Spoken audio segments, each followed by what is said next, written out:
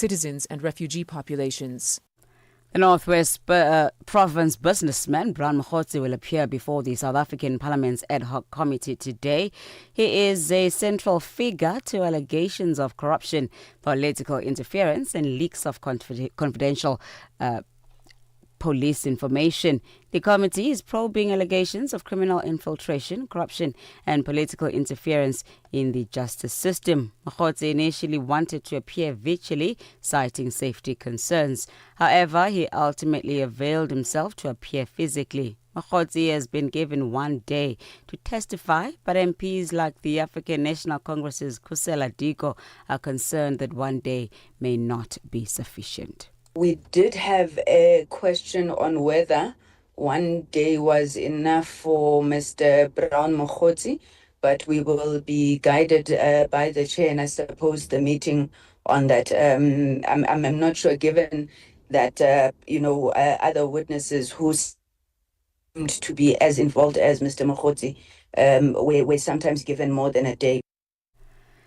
Meetings Africa's Bond Day has seen a reflection of 20 years of showcasing Africa's strength, unlocking opportunities and advancing the continent's visibility on the global stage. The 2026 edition has been described as a landmark edition under the theme 20 Years of Connecting Africa to the World. The Business Opportunity Network's Day sets a strategic tone for the main trade show, with dialogue centered around strengthening a collective positioning in the face of geopolitical shifts. Con Koch is with SA Tourism. Bond Day gives us that opportunity. It gives us an opportunity to meet each other, set new scenes, look at new economic opportunities, so that when we go into the exhibition space, we know what it is that we're looking for. We want to be able to connect with the continent, our fellow country members. We've got about 20 Africa countries that will be exhibiting at Meetings Africa, and that's a great legacy that this event has been given us, for the last 20 years. Lastly, Mexico has deployed thousands of troops to various parts of the country to maintain law and order. This after the country's most wanted cartel leader, known as El Mencho, died after being captured on Sunday. Mexico says 62 people were killed in the operation to seize the Jalisco New Generation cartel leader and in the violence that followed in multiple states. The BBC's Will Grant reports. This is the state capital of Jalisco, where there were armed men on the streets setting fire to buses and vehicles and attacking stores and so on. Scenes that were repeated across Mexico in 20 of the country's 32 states. It's left a sort of overhanging sense of intimidation, of unease, but people are trying to get on with the tasks of daily life. Many have simply stayed indoors. For any news stories you'd like to share with us, please send us an email to newsroom@channelafrica.co.za or call us at +27 11 714 4459. Channel Africa News, I'm Onele Ntsintsi. SABC News. The African Perspective. And coming up in your sports news this hour, Man United beat Everton by 1-0 away from home in the Premier League last night, while Manny Pacquiao as well as Floyd Mayweather agree for a professional rematch. Details of these and other stories coming up at 6:30. From Africa's broadcast capital to the furthest corners of the globe, this is Rise and Shine, every weekday mornings on Channel Africa. 6 minutes past 6 Central African time. A very good morning to you. This is Rise and Shine, the first hour of the program. My name is Peter Ndoro. Asanda Beda is away today. And we've got a packed show coming up. But before that, just to remind you, we're streaming live on the internet. channelafrica.co.za is our address. Share that with friends so that they don't miss out. And you can also catch us on your mobiles. Just go to your mobile app store, look up SABC Plus, that's SABC PLUS, and then look for Channel Africa. And of course, Rise and Shine, the best way to start your news day, weekdays, 6 to 9 a.m. Central Africa time. So what do we have on the program today? A couple of issues that we'll be looking at. Ukraine Third year now. Today it began, the war in Ukraine. Russia versus Ukraine. Russia invaded Ukraine on this day 3 years ago, and we'll catch up and find out where that conflict is at this time. And also Zimbabwe, constitutional crisis unraveling there. There are forces in parliament led by the governing party that want to extend President Mnangagwa's stay in power by changing the constitution. However, do they have the power to do that? We'll be unpacking that with a political commentator and former journalist, Jealous Mawarire. All of that still to come on the program. Make sure that you stay with us for the next 3 hours if you want to stay informed right here on Rise and Shine. Channel Africa is evolving, and so are you. Stay connected wherever you are with our brand new website and mobile app. Stream your favorite shows, catch up on African news, culture, and conversations, all at your fingertips. Africa is just a tap away. Your world, your stories, now on the go. Stay connected wherever you are. Visit channelafrica.co.za or download the Channel Africa app today. Channel Africa, the African perspective. Your morning companion with the stories that matter. This is Rise and Shine on Channel Africa. Well, it's time now for our daily Africa roundup. And each morning, just after the 6 o'clock news, we bring you a concise update on the key developments shaping the continent and the world over the past 24 hours. With insights from our team of journalists, analysts, and newsmakers, of course, we place the day's biggest stories into context for you, helping you stay informed, connected, and prepared for the news day ahead. Let's begin with this story. The youngest son of Zimbabwe's former and late president, Robert Mugabe, has appeared in a South African court on Monday, facing a charge of attempted murder. Rachel Graham reports. The youngest son of Zimbabwe's former leader, Bellarmine Chatunga Mugabe, is facing the allegations after a gardener was shot and wounded last week at the Johannesburg mansion where he had been staying. Appearing at Alexandra Magistrates Court in Johannesburg, Bellarmine Mugabe was not asked to enter a plea. The case against him and a second suspect was postponed until March. A lawyer for Bellarmine Mugabe told reporters outside the court that police inquiries were ongoing. So we're still waiting for those to be finalized so that we can then, of course, consult with our client, take instructions, and then take the necessary steps in order to deal with our client's matter. Mugabe, who is believed to be in his late 20s, will remain in custody until his next court appearance. He and his co-accused also face a charge of defeating the ends of justice, as police have yet to recover the gun allegedly used in the shooting. Police said the gardener remains in hospital following the shooting on Thursday.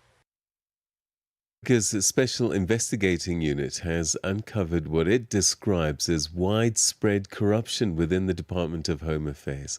The investigation centers on the alleged fraudulent issuing of permits to several high-profile foreign nationals, including Shepard Bushiri and Timothy Omatoso. The acting SIU head, Leonard Legeto, says that a whistleblower claimed that some asylum permits were unlawfully obtained and later used to secure permanent residence and even citizenship. Cell phone analysis reveal communication between officials and foreign nationals, with payments via e-wallet ranging from 500 to 3,000, facilitating the unlawful issuing of permits and visa to unqualified individuals. Payments were made through various methods, cash hidden in application form, with office door closed to avoid cameras, and we also found e-wallet deposit using non-RICA registered or fraudulently RICA registered number.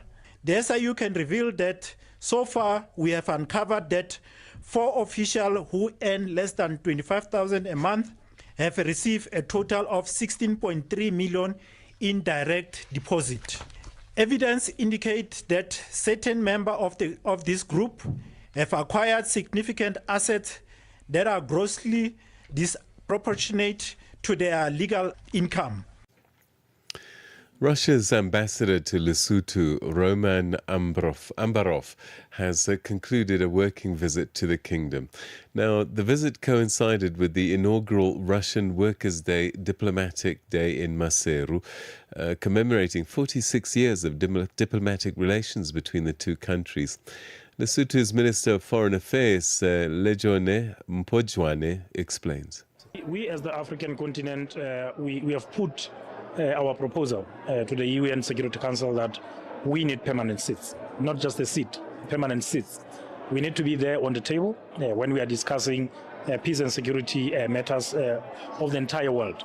Because Africa is home to 54 member states. The UN was established a long time ago when most of the African countries were still colonized. And Russia here, they are supporting that initiative. All African member states, they are eyeing for that seat. What we are waiting for is the implementation now. Because when we meet every country, they say we support Africa. Then what are we waiting for?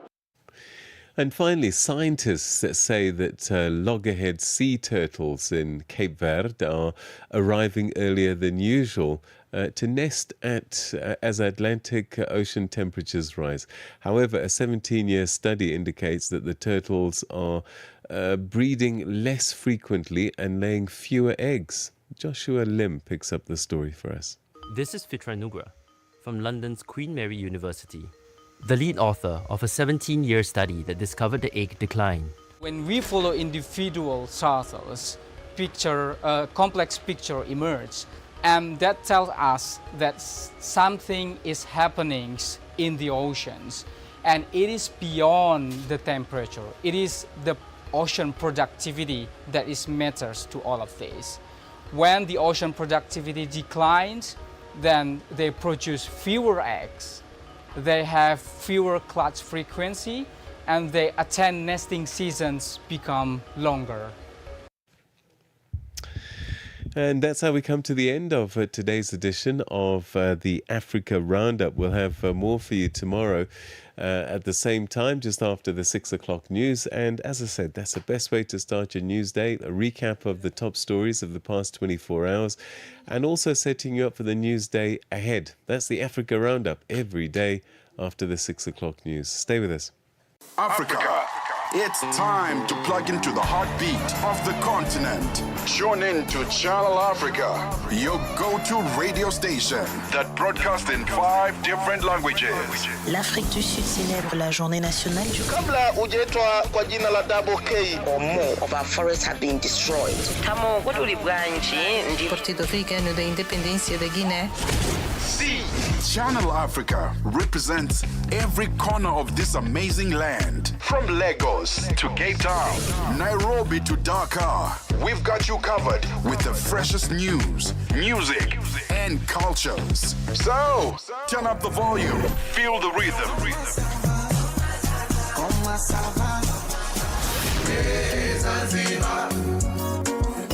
And join the conversation. Channel Africa, the African perspective. A fresh morning, a fresh perspective. Stay tuned to Rise and Shine on Channel Africa. Right, it's 6:15 Central African time, and this time we take a look at some of the stories making headlines in East Africa region, where this week political security and economic developments are reshaping the region. Burundi has assumed the chairship of the African Union as fighting linked to the M23 rebels continues to affect Eastern DRC and regional relations. Uganda's President Yoweri Museveni has held talks with Sudan's Rapid Support Forces leader, drawing attention to Kampala's diplomatic role. Meanwhile, Rwanda has signed a major artificial intelligence partnership in Kenya. A significant cross-border banking deal is edging closer to completion. Well, to unpack these developments, we're now joined by Dennis Beru, who's a journalist and team leader at Grassroots Journalism Kenya. Thank you very much indeed. Always good to talk to you, my brother. It's been a while. I hope you've been keeping well. Yes, good morning, Peter. I've been keeping well. Hope you are well in Joburg. Yes, we're doing well. So tell us a little bit more about this landmark AI deal Rwanda has signed with the American firm Anthropic. Oh, thank you so much, Peter Ndoro. Of course, Rwanda has signed a 3-year agreement with a U.S. artificial intelligence company, Anthropic, marking the first time the San Francisco-based firm has formalized a multi-sector partnership with an African government through a memorandum of understanding. The deal announced on Tuesday spans health, education, and public sector modernization. That is a bet by the Kigali that a strategic AI adoption can accelerate development in areas where traditional approaches have fallen short. And Peter Ndoro, this partnership, according to the Ministry of Information and Communication from Rwanda, Paula Ingabire, and being quoted saying that the partnership with Anthropic is an important milestone in Rwanda's AI journey. And we've seen under the agreement, the Anthropic will support Rwanda's Ministry of Health in tackling ambitious national goal, including elimination of cervical cancer and ongoing effort to reduce malaria and maternal mortality. And we'll see the collaboration build an existing health infrastructure where AI efforts to reduce malaria and maternal. Of course, we are looking at building the health infrastructure where AI tools are already showing results. And in the pilot areas like Gasabo district, AI-powered drone mapping of mosquito breeding sites contributed to about a 90.6% reduction in malaria cases under a year. And the developers teams across the government institution will gain access to Cloud and Cloud Code, Anthropic's a large language model alongside the hands-on training, capacity building, and API credits. And the aim is to integrate AI into broader public sector operation, moving beyond isolated pilot projects towards systemic adoption. Okay, so Burundi has now assumed the African Union chairship. And I guess questions will be raised about how significant this is for Burundi and what could Bujumbura bring to the leadership of the AU, if anything. Thank you, Peter. This is a rotational chairmanship of the African Union, and President Evariste Ndayishimiye made a heartfelt pledge to lead the impartiality and strengthen the continent's voice on international stage. And the transition of leadership was formalized during a recent summit held in Ethiopia, capital Addis Ababa, where Ndayishimiye succeeded Angola President João Lourenço in steering the 55-nation bloc. And of course, this brings benefit to one of the poorest nations in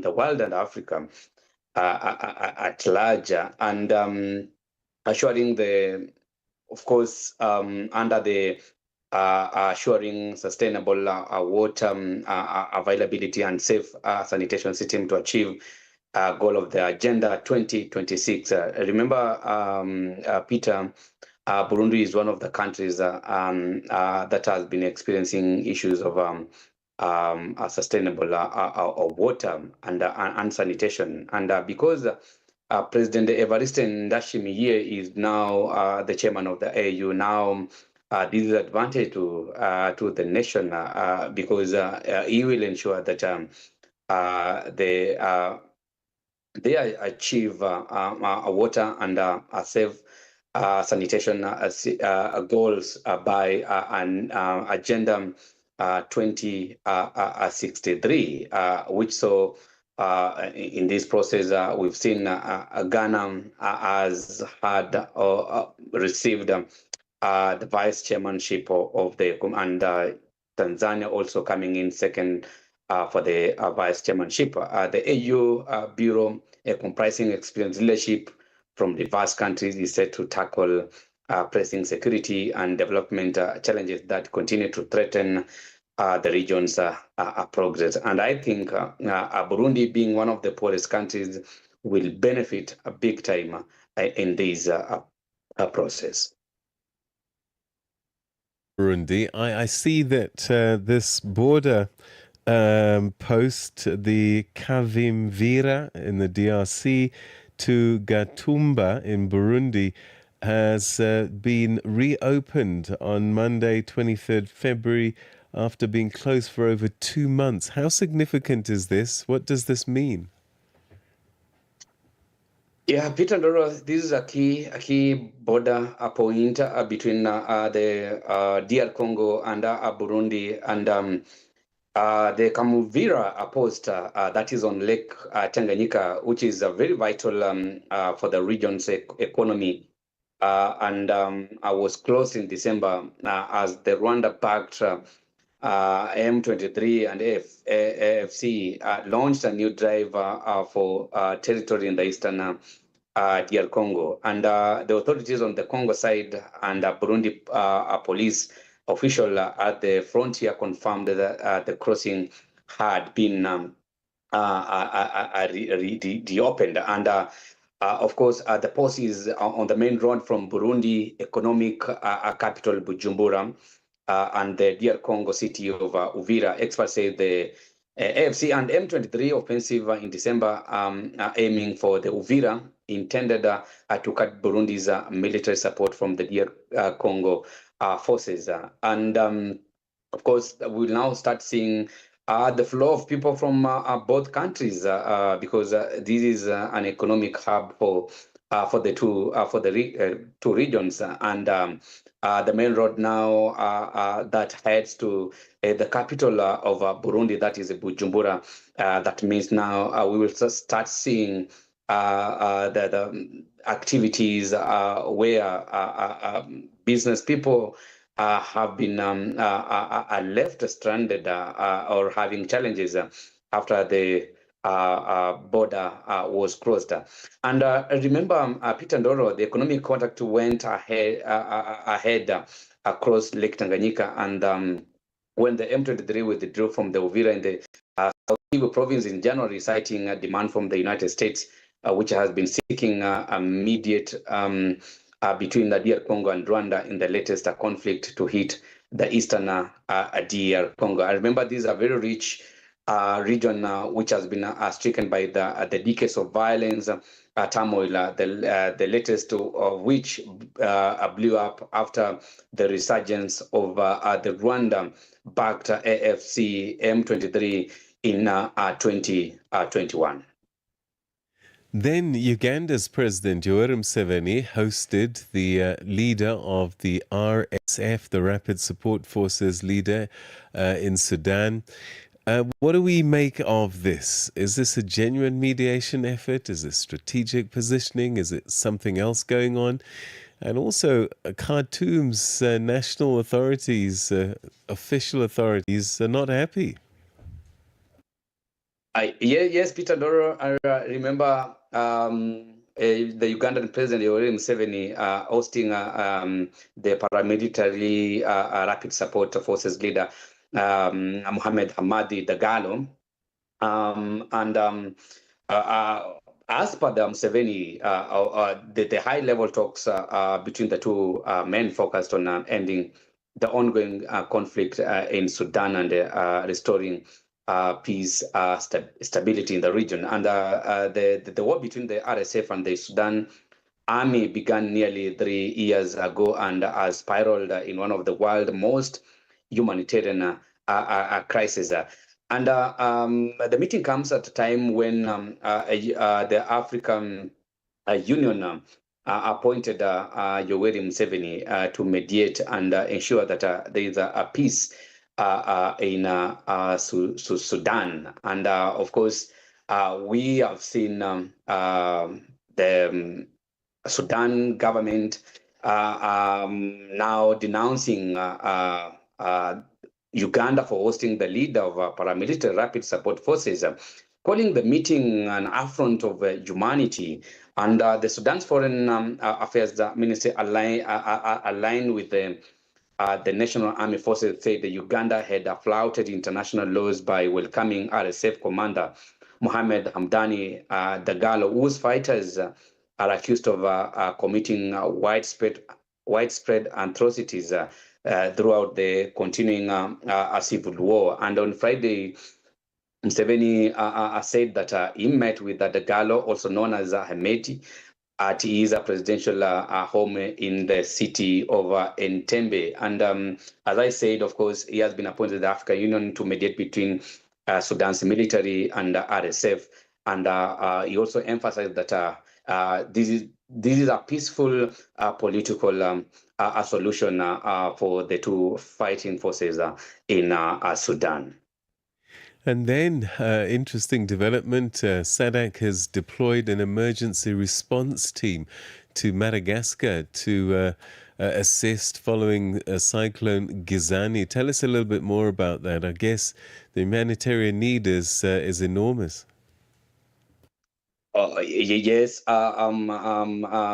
we are still seeing the support from different economic blocks, and SADC, which now has deployed the emergency response team (ERT) to support government of Madagascar following the impact of the tropical cyclone Gizani, which made a landfall on 10th February 2026. And Peter Ndoro, remember, this was a very successful destructive system to hit Madagascar within just 10 days following the impact of the tropical cyclone Fitia, which made landfall on that first January 2026, compounding the crisis. And this resulted in loss of life, significant displacement and destruction of infrastructure, and of course, the significant disruption of essential services.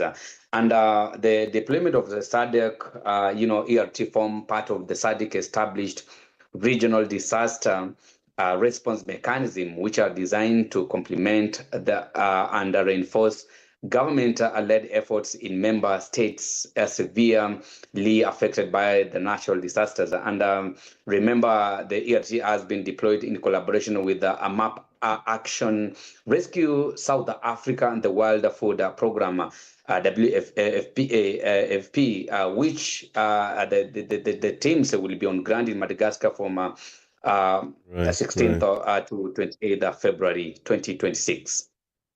And that's where we're going to have to leave it. Thank you so much, my dear brother. As we say in your language, asante sana, kwa muda wako, kwaheri. Asante sana and barikiwa sana.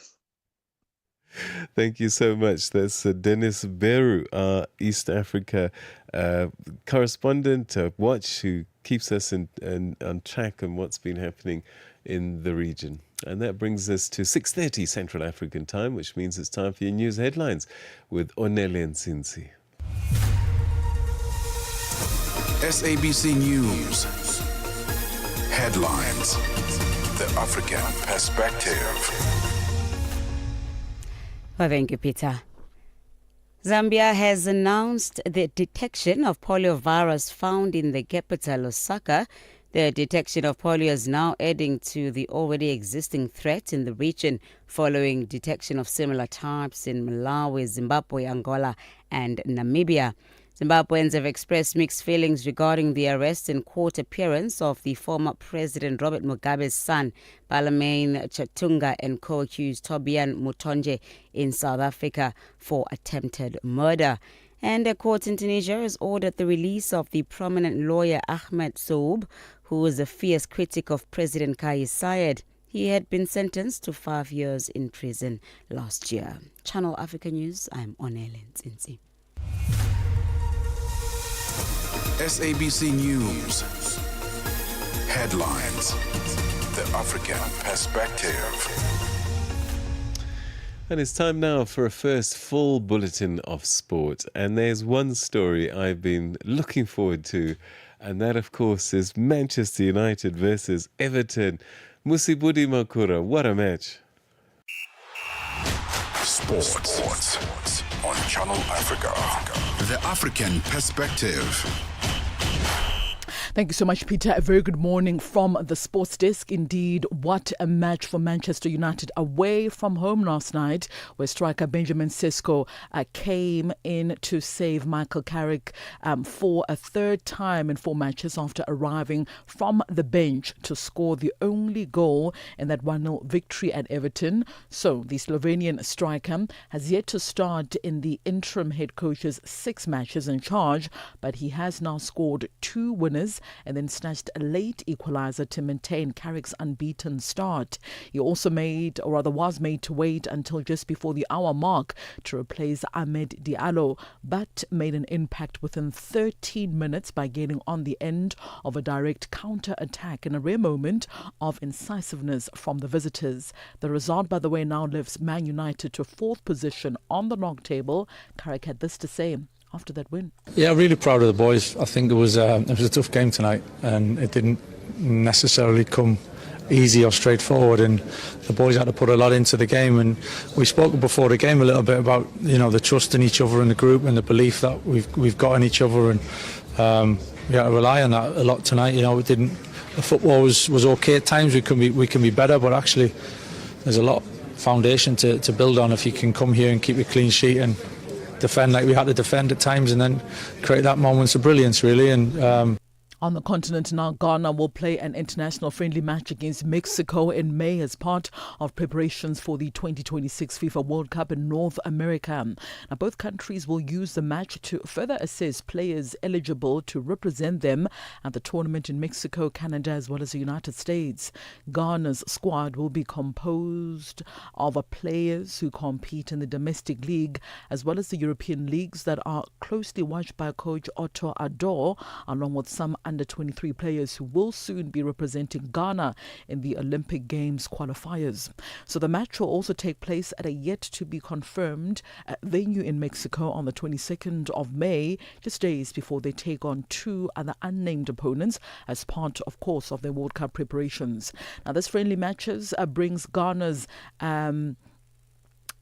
preparation matches to 3, having already announced Austria as well as Germany for the next FIFA international window in March. The Black Stars will take on Panama on the 17th of June before other Group L matches against England and Croatia, as both countries aim to make an impression at this year's FIFA World Cup. While fresh uncertainty has clouded Nigeria's 2026 World Cup campaign after FIFA released its 2025 CAS and Football Annual Report regarding referencing Nigeria's pending petition against the Democratic Republic of Congo. The omission has heightened anxiety among Nigerian supporters as the Nigerian Football Federation continues to await a ruling on its complaint. Nigeria launched this protest on the 15th of December 2025 following the Super Eagles elimination after a dramatic 4-3 penalty shootout defeat in Rabat last November. Now, speaking to the State House correspondents after a closed-door meeting with the President Bola Ahmed Tinubu, the chairperson of the National Sports Commission, Shehu Diko, confirmed that no final verdict had been communicated by FIFA. While expressing confidence in Nigeria's position, Diko also acknowledged that the matter now rests with FIFA's independent judicial bodies. Working hand in hand in that. So we are all working together. Everything the NFS is saying, we're doing it in collaboration and together with the committee. So we are working there NLP. And we are doing what we have to do. The hundred we are told to do that. So you don't have the rule. If the rules are believed, that kind of court is there. Then you have to put it to NLP. The relevant body that will look at whether the rules are clear. So we just leave it at that. And then the wait for the defense. We are going to put the World Cup behind us. And looking for the title. But if at the end of the day, our petition, when Nigeria is on to the other group should finish to me, then we have another lap line and we can take it off from there.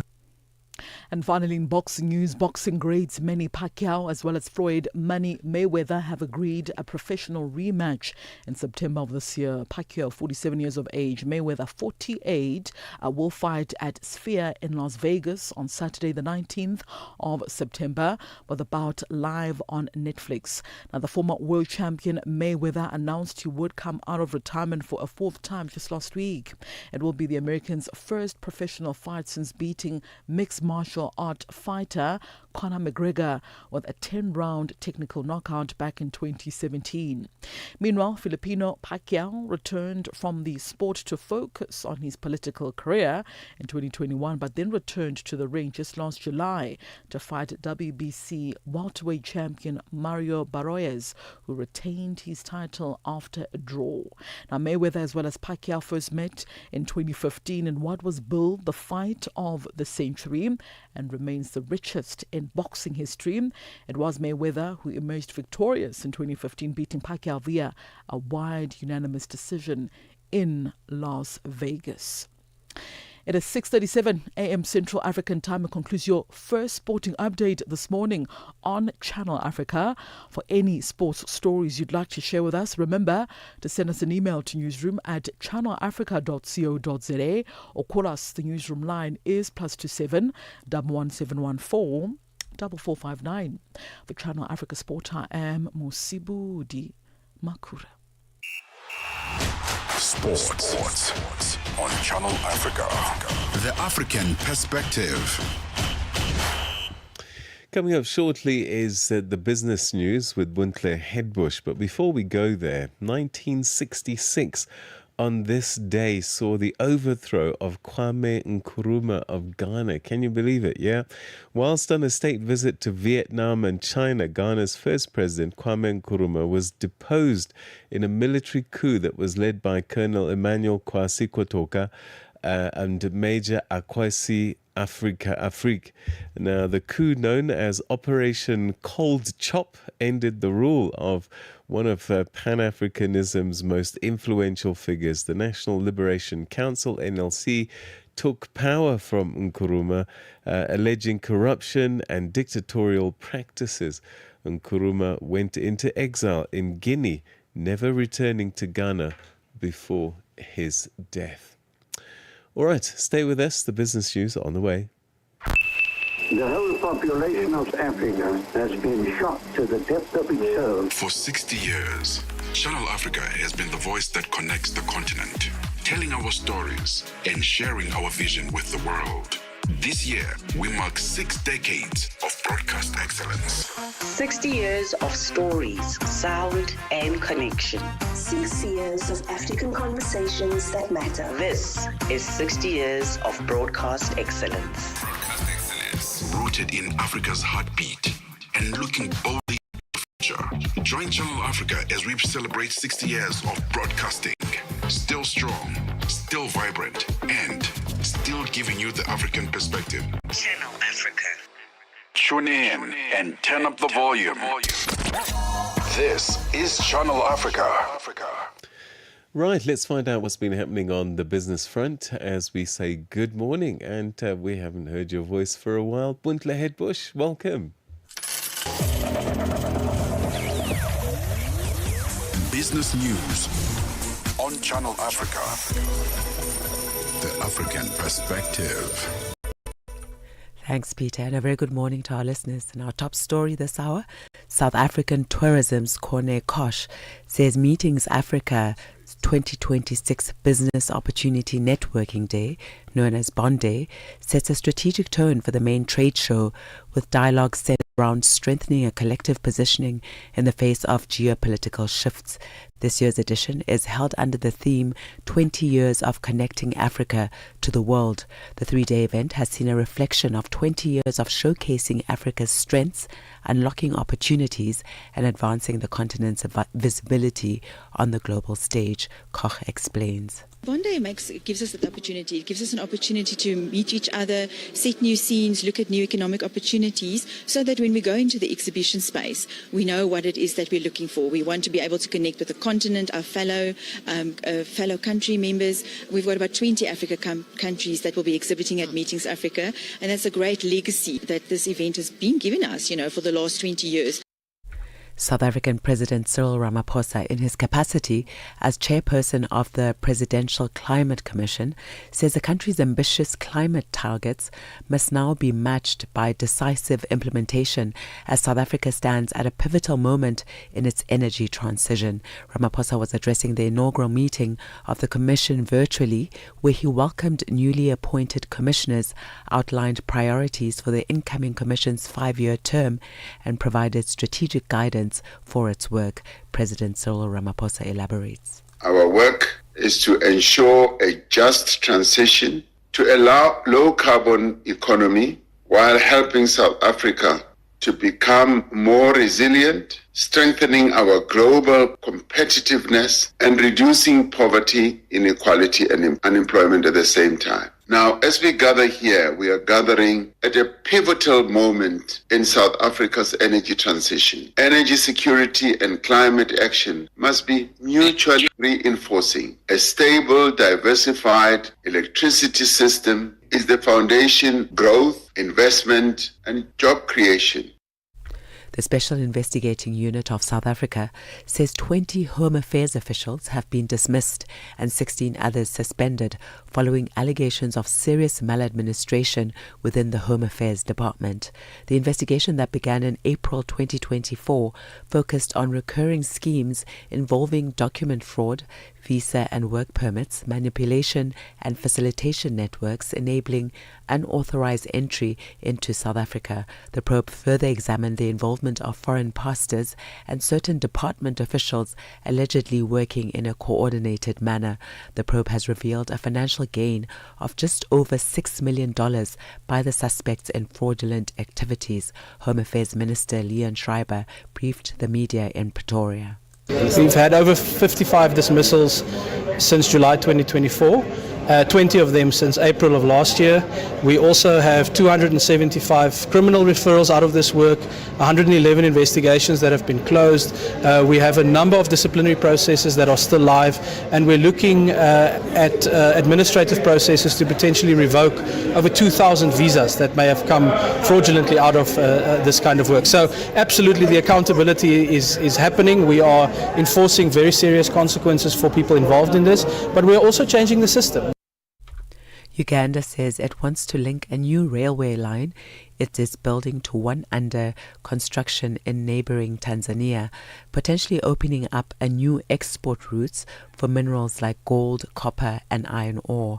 Uganda currently sends a bulk of its commodity exports via the Kenyan port of Mombasa and has already announced plans to link its standard gauge railway project to one being built in Kenya, an initiative that remains in progress. Uganda had not previously said it would seek to also connect the railway to Tanzania's network and its port of Dar es Salaam. Oil prices are hovering below an almost 7-month high today as traders gauged the outlook for US-Iran nuclear talks amid heightened Middle East tensions, while also weighing uncertainty around US trade policy. Brent crude futures eased 9 cents or 0.1% to $71.40 a barrel earlier this morning, following a volatile session yesterday that saw it hit the highest level since July 31 at $72.50 an ounce. Growing concern over potential military conflict between the US and Iran pushed Brent and WTI prices up more than 5% last week. And taking a look at the rest of the indicators this morning, $1 in Nigeria is trading at 1,342 naira. In Botswana, it's at 13 pula and 6. Kenya, the dollar is trading at 127 shilling 83. And in Zambia, it's at 18 kwacha 85. The BRICS countries, $1 in Brazil is trading at 5 reals 17. Russia, 76 rubles 36. In India, it's 90 rupees 86. China 6 yuan 90 this morning, and South Africa $1 is trading at 15 rand 99 cents. $1 is trading at 74 pence to the British pound and 84 to the euro.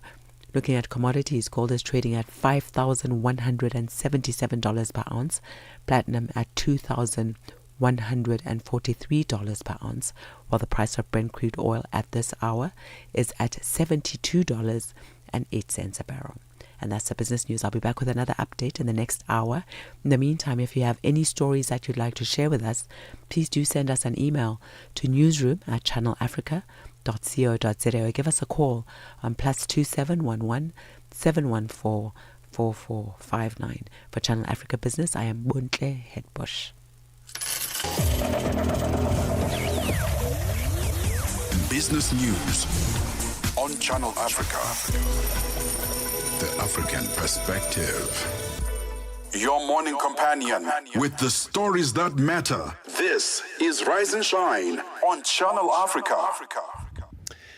Across Africa, countries are increasingly turning to business events, including conferences, trade shows, and global summits, as engines for growth, investment, and international influence. In Johannesburg, South Africa, the first day of Meetings Africa has concluded, bringing together industry leaders from around the world for the Business Opportunity Networking Day, also known as Bond Day. Discussions centered on how strategic gatherings can position African cities as global hubs, attract capital, and support development priorities across the continent. Channel Africa's Lebohang Mabange has more. The Business Opportunity Networking Day, Bond Day, set the tone for this year's Meetings Africa, an annual premier business events trade show bringing together global industry leaders to unpack the role of business events in shaping economies and societies. Delivering the keynote address, Nozipho Chabalala, Chief Executive Officer of the Conversation Strategists, reflecting on how dialogue at global gatherings can lead to real change. Some of these conversational spaces have indeed had measurable outcomes. I've seen large-scale investments go into the education sector, where countries have actively built more schools, enrolled more children, and realized a higher quality output in their educational outcomes. I've seen investments in healthcare that have gone beyond just the building of hospitals, but saving lives, women and children, and lifting entire communities out of disease. However, she cautioned that not every conversation leads to meaningful results. But I want to be honest, not all of our conversations have led to these amazing outcomes. I've also watched historic opportunities stall. I've seen tough conversations slowly slide down the agenda as they are replaced with more sexier topics that fit the narrative of the day. I've seen entire groups being marginalized and completely forgotten because they don't represent the excitement of the time and the kind of voices that have influence in that moment. Meanwhile, global industry data shows the meeting sector continues to evolve with emerging topics shaping conversations. Dr. Senthil Gopinath, CEO of the International Congress and Conversion Society, ICA, highlighted the rapid growth of discussions around artificial intelligence. We all talk about AI as a topic. It's a topic which you cannot miss in any event. But in the last 18 months, the ICA database showcases that 864 new meetings have started under the topic of AI. Now, those are the ones which really focuses on AI. But on top of that, there are many meetings which really includes AI as a topic. So you can imagine what's the size of the meeting segment. Experts also pointed to the role of international conferences in advancing destination development and economic priorities. Bruce Rideau, partner of Europe, Middle East and Africa at Gaining Edge, says countries that strategically host meetings can accelerate growth in key sectors. What we've noticed is that the destinations that succeed are the ones that have understood that they can use meetings, they can use international events that come to their destination to help them push forward their economic agenda. Now, how does that work? We know that if we have an economic sector which is important for us, say the high-tech IT or some other scientific area.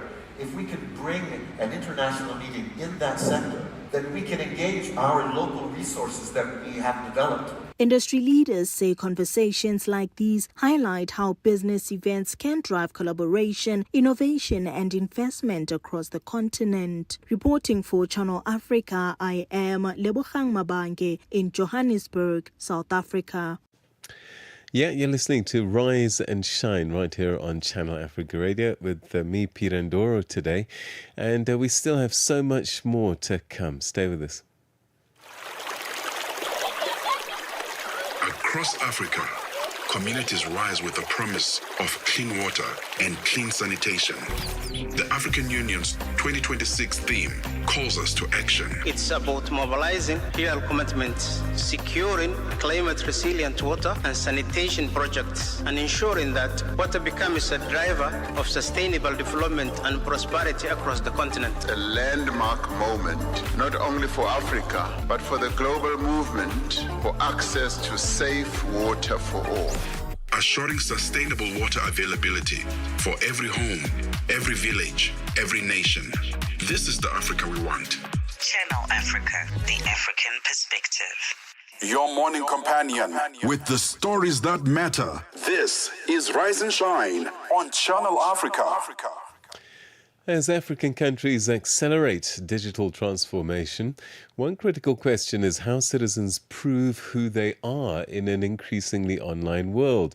From accessing government services to opening bank accounts or receiving social support, secure and inclusive digital identity systems are becoming essential to economic participation. Now, this week, innovators, policymakers, and technology leaders from across the continent and beyond have gathered in South Africa for Did You Conf Africa. And that's a forum focused on shaping the future of digital identity in Africa and ensuring systems can work across borders and institutions. Tuto Ngobeni has more. Did and Conf Africa is inspired by the Internet Identity Workshop, or IIW, that has been held twice a year since 2005 in California in the United States for the global community working on Internet identity. The event will commence with an African-focused digital identity program on the first day, with a session exploring the current state of digital identity in South Africa and Africa through insightful presentations and engaging panel discussions focusing on local and regional challenges, opportunities, and innovations. The country's Home Affairs Minister, Dr. Leon Schreiber, is expected to deliver the keynote address. Gideon Lambert, Chief Operations Officer of DIRX, says this event is a first of its kind for the African continent, although it has been going on for 2 decades. Did Unconf Africa is Africa's first ever Internet Identity Workshop. The Internet Identity Workshop, or the IIW as it's also known, has been going for over 20 years in Silicon Valley. And over the past couple of years, they've expanded this wonderful format of Unconference to other regions. DIRX, a local digital identity company and innovator in partnership with the Internet Identity Workshop, hosts Did Unconf Africa. 2026 is the second year running, and it's bigger, better, faster than before. Lombard says the event is for those who are interested in anything digital identity, which means the electronic representation of a person, organization, application, or device consisting of a collection of data points. So if you are passionate about anything to do with digital identity, interoperability, inclusive technology, and innovation in the space of digital identity, this is certainly the place for you. It happens at the Stellenbosch Institute for Advanced Studies from the 24th to the 26th of February. The event caters for various role players, including researchers, technologists, government leaders, or even startup founders, in establishing connections and contribute to the ongoing dialogue in digital identity. The event aims to create a space where every voice can be heard, from startups to industry giants, with public and private sector interactions as one of the primary focal points.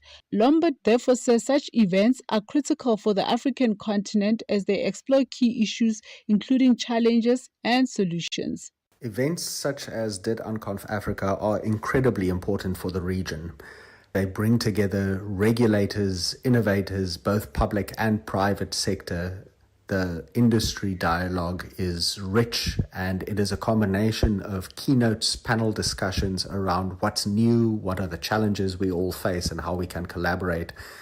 And it is then combined with 2 days of deep workshops around collective problem solving. If you think about the typical perception that Africa sometimes lags behind in terms of technological innovation, forums such as these dispel that immediately. We sit with a unique set of challenges in Southern Africa and Africa as a whole, especially in comparison to the rest of the world when it comes to connectivity, smartphone technology, and data. But these challenges simply make the discussions and the problem solving richer. The conference ends on Thursday. For Channel Africa News, I'm Tutongobeni in Johannesburg.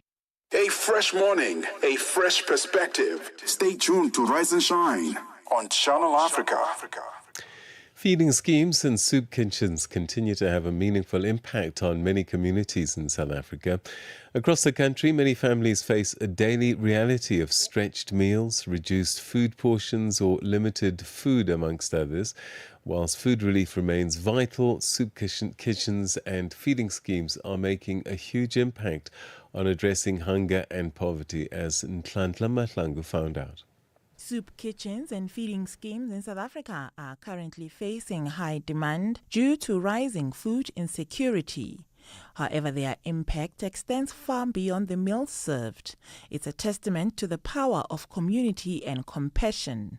It is everyday community heroes who are quietly feeding, organizing, and protecting vulnerable families across South Africa. One example of this impact can be seen through community leaders like Mama Cindy Kunene from KwaDukuza in Stenga in KwaZulu-Natal. For years, she has run a community kitchen that feeds families facing food insecurity, often working with limited resources. She says her work is driven by her daily commitment to cook, organize, and nourish her community in circumstances where food access is never guaranteed. The thing that motivated me, it was during the COVID-19 2020, where I also stopped working because I was myself sick. But in that period, I thought to myself, I can't just sit and just wait to die. I look at the community and I saw people that were in need. Some of them, they've lost their loved ones because of COVID-19. So then, because where I grew up, my mother was always telling, if you see somebody is in need, you share something. So that passion and that teaching from my home, when the COVID-19 kicked in, that's where that passion also popped up. So then I decided to start the soup kitchen. While hunger is often measured by food shortages, the deeper crisis lies in the quality, consistency, and dignity of meals that families can access. That report by Nhlanhla Mahlangu on feeding schemes and soup kitchens and the vital role that they play. It's the time for the second hour of Rise and Shine. Here's the news with Onele Nsinzi at 7 o'clock. SABC News. The African Perspective. Thank you, Peter. Zambia has announced the detection of polio virus found in the capital, Lusaka. Last case of polio in Zambia was in 1995, but this record is now at stake after the detection of the polio virus. The detection is now adding to the already existing threat in the region, following detections of similar types in Malawi, Zimbabwe, Angola, and Namibia. Arthur Davis Sikopo reports. The detection of poliovirus in the environment by local and international health surveillance teams is now being considered as a public health threat, especially that the highly infectious disease that would mainly attack children may cause permanent disability or death.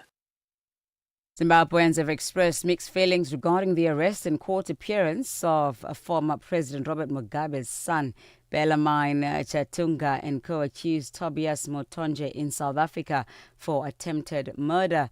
The young Mugabe was remanded in custody after appearing in court yesterday, while some Zimbabweans sympathize with the mother, Grace Mugabe, who could not travel to South Africa owing to a warrant of arrest against her. Some had no kind words for the behavior of the young Mugabe. Mutondolozi Ndlovu is a media lawyer in Zimbabwe. We are worried about the recent arrest of one of Grace Mugabe's children, former President Mugabe's son. We hope that the law will take its course and that the family will take lessons from this particular incident. The fact that Grace is not going, of course, we have reservation, but it's also a lesson that the country, as it is, South Africa, respects the rights of all citizens and that the rule of law does exist in South Africa. And also that there are lessons for Zimbabwe to take from this incident. Northwest businessman Brian Mokhotsi will appear before the South African Parliament's ad hoc committee today. He is a central figure to allegations of corruption, political interference, and leaks of confidential police information. The committee is probing allegations of criminal infiltration, corruption, and political interference in the justice system of the country. Mokhotsi initially wanted to appear virtually, citing safety concerns.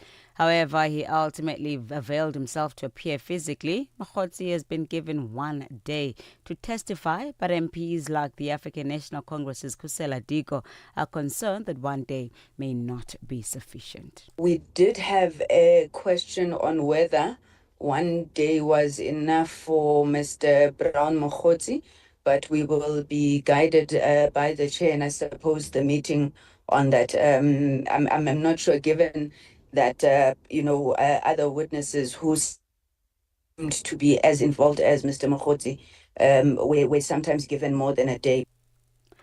The program manager for Together for SRHR at the United Nations Population Fund, Richard Delate, has emphasized the importance of sexual and reproductive health and rights. Together for SRHR is a joint United Nations regional program that brings together combined efforts of UNAIDS, UNFPA, UNICEF and WHO to improve the sexual and reproductive health and rights of all people in Eastern and Southern Africa. South Africa is hosting a high-level meeting of health ministers from across the Southern African development community in Sandton, Johannesburg, as the region confronts persistent health challenges. Delate further explained the significance of creating a strategy to tackle these situations. Of the sexual and reproductive health strategy is aiming to improve the sexual and reproductive health of all people in the SADC region. So it's looking at issues of maternal mortality, it's looking at issues of unintended pregnancies, access to family planning, HIV, gender-based violence, sexual health in general. So it's looking at all of that. The strategy has 4 key pillars. The one is around leadership. The second one is around ensuring access to universal health coverage. There's one around strengthening monitoring and evaluation and data. And the third one is around partnerships. Lastly, a court in Tunisia has ordered the release of the prominent lawyer Ahmed Swab, who's a fierce critic of President Kais Saied. He had been sentenced to 5 years in prison last year. His family and the country's opposition said they hope the move will pave the way for the release of other jailed opponents. The BBC's Jonathan Frowin. Retired Judge Ahmed Swab was arrested in April last year after saying that the judiciary had been destroyed and that judges were under pressure with a knife to their throats. Authorities deemed those remarks a threat to the judges. He was jailed for 5 years, but that sentence was on Monday reduced to 10 months. The court gave no reason for its decision, though Mr. Swab's family say he has recently been suffering health problems. Many opposition leaders, as well as activists and critical journalists, have been jailed in Tunisia since President Said dissolved parliament in 2021 and began ruling by decree. For any news stories you'd like to share with us, please send us an email to newsroom@channelafrica.co.za or call us at +2711 714 4459. Channel Africa News, I'm Onelin Zinzi. SABC News. The African Perspective. And coming up in your sports news this hour, Shimon Heitmeyer smashes 85. This is the West Indies thrash Zimbabwe at the T20 World Cup, while Manny Pacquiao as well as Floyd Mayweather Jr. agree for a professional rematch. Details coming up at 7:30. Wherever the hour finds you, across the world, here's your morning African lens on the world's leading story. This is Rise and Shine on Channel Africa, the African Perspective. A very good morning to you indeed. This is the second hour of Rise and Shine. Thanks for tuning in. I'm Peter Ndoro. And a reminder, we're streaming live on the internet. Channelafrica.co.za is where you can find us. And also on your mobile phones, go into your app store and look for SABC Plus. That's SABC Plus, and look for Channel Africa. And of course, Rise and Shine. Spread the gospel. Make sure that other people don't miss out on listening to the best radio that you're going to get on the internet. All right, so what's coming up this hour? A couple of things. One of them, a key border post between Burundi and DRC has opened up recently after 2 months being closed, and we find out the significance of that. And also we have a SADC Health questions being answered. Major cuts in global health funding 2025, and that's seen potentially reversals in some of the gains that have been made in health funding across the SADC region. And so we're going to be unpacking that for you this half hour as well. Stay with us. This is Rise and Shine. Você é fluente em português? É apaixonado por rádio e quer trabalhar na África do Sul? Você tem documentos que o qualificam para trabalhar na África do Sul?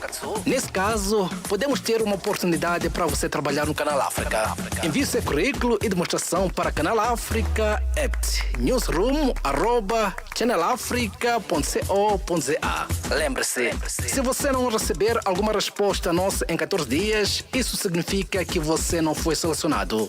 Canal África, a perspectiva africana. A fresh morning, a fresh perspective. Stay tuned to Rise and Shine on Channel Africa.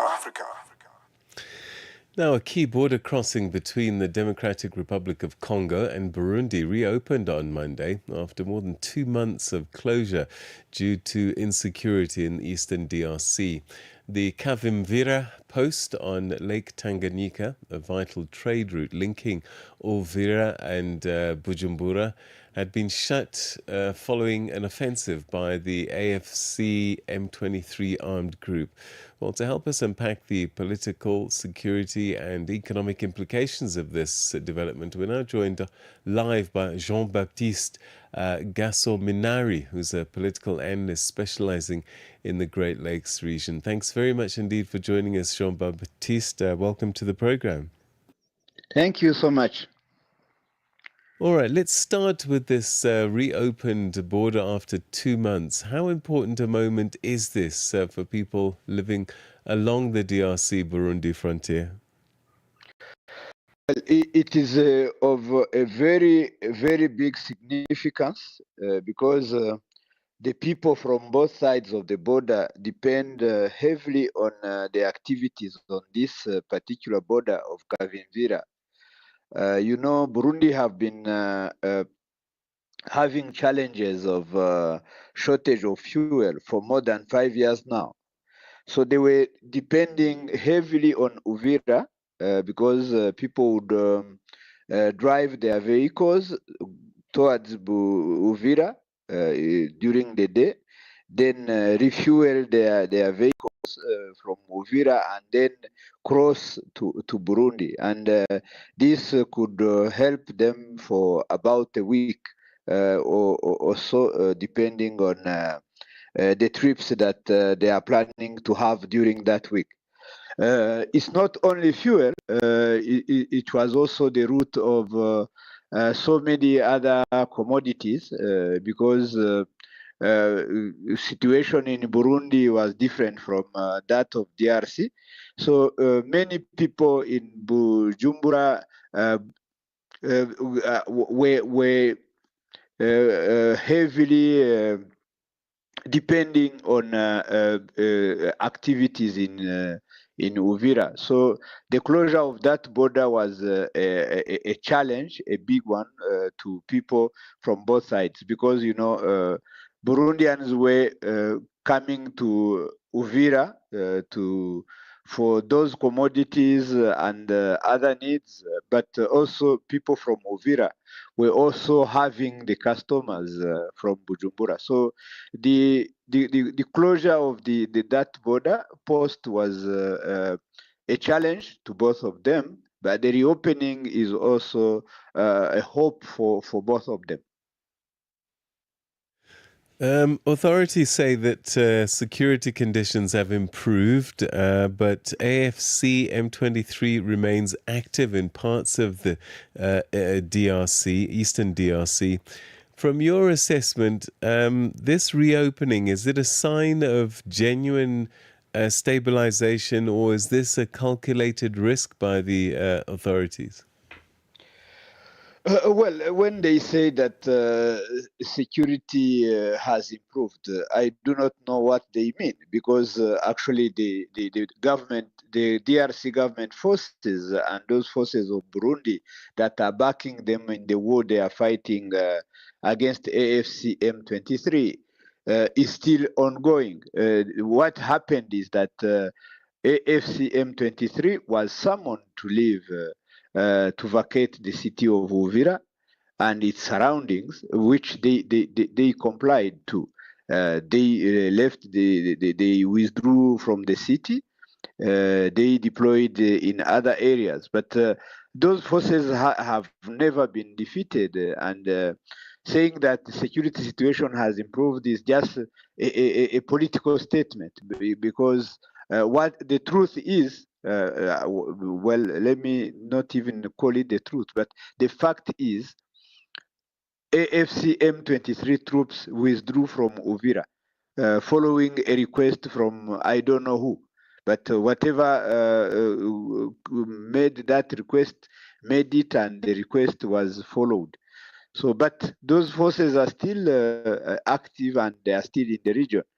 So if they are the ones that were the cause of the security situation worsening, then that security situation is still there. But the truth is, the fact is, they were requested to leave, to withdraw from Uvira, which they did.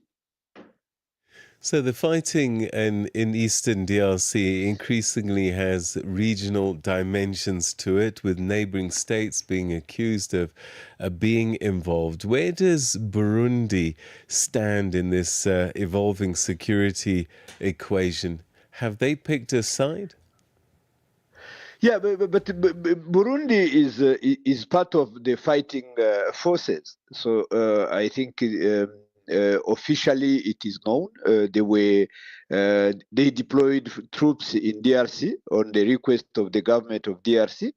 I think now in South Kivu alone, they have deployed around 22,000 troops. So Burundi is actually part of those fighting. Burundi is not neutral in the conflict that is ongoing in Eastern DRC. So diplomatic efforts through regional blocs like the East African Community and the AU, these mediation efforts don't seem to have been successful. What are the challenges, do you think, that they're facing on the ground? Well, I think the first challenge is the political will from the government that they have gone to assist or to help. Because if you remember, actually, this mediation effort started with the East African Community under the former president of Kenya, His Excellency Uhuru Kenyatta. It didn't work. Then they reverted to SADC, which also tried its best, but no results, no tangible results were arrived at. Then it was the part of Angola as a country under the auspices of His Excellency Joao Lourenço, the president of Angola, until the point when he also did not succeed.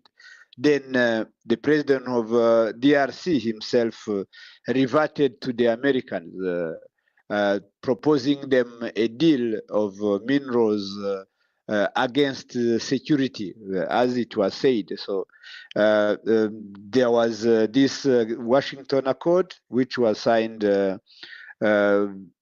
in 2024, I think, 2025 in June, and which was ratified, or rather confirmed by heads of state on, if my memory serves me well, I think it was on the 4th of December. Then came in the Doha the Doha peace process, which is between the government of DRC and AFC M23.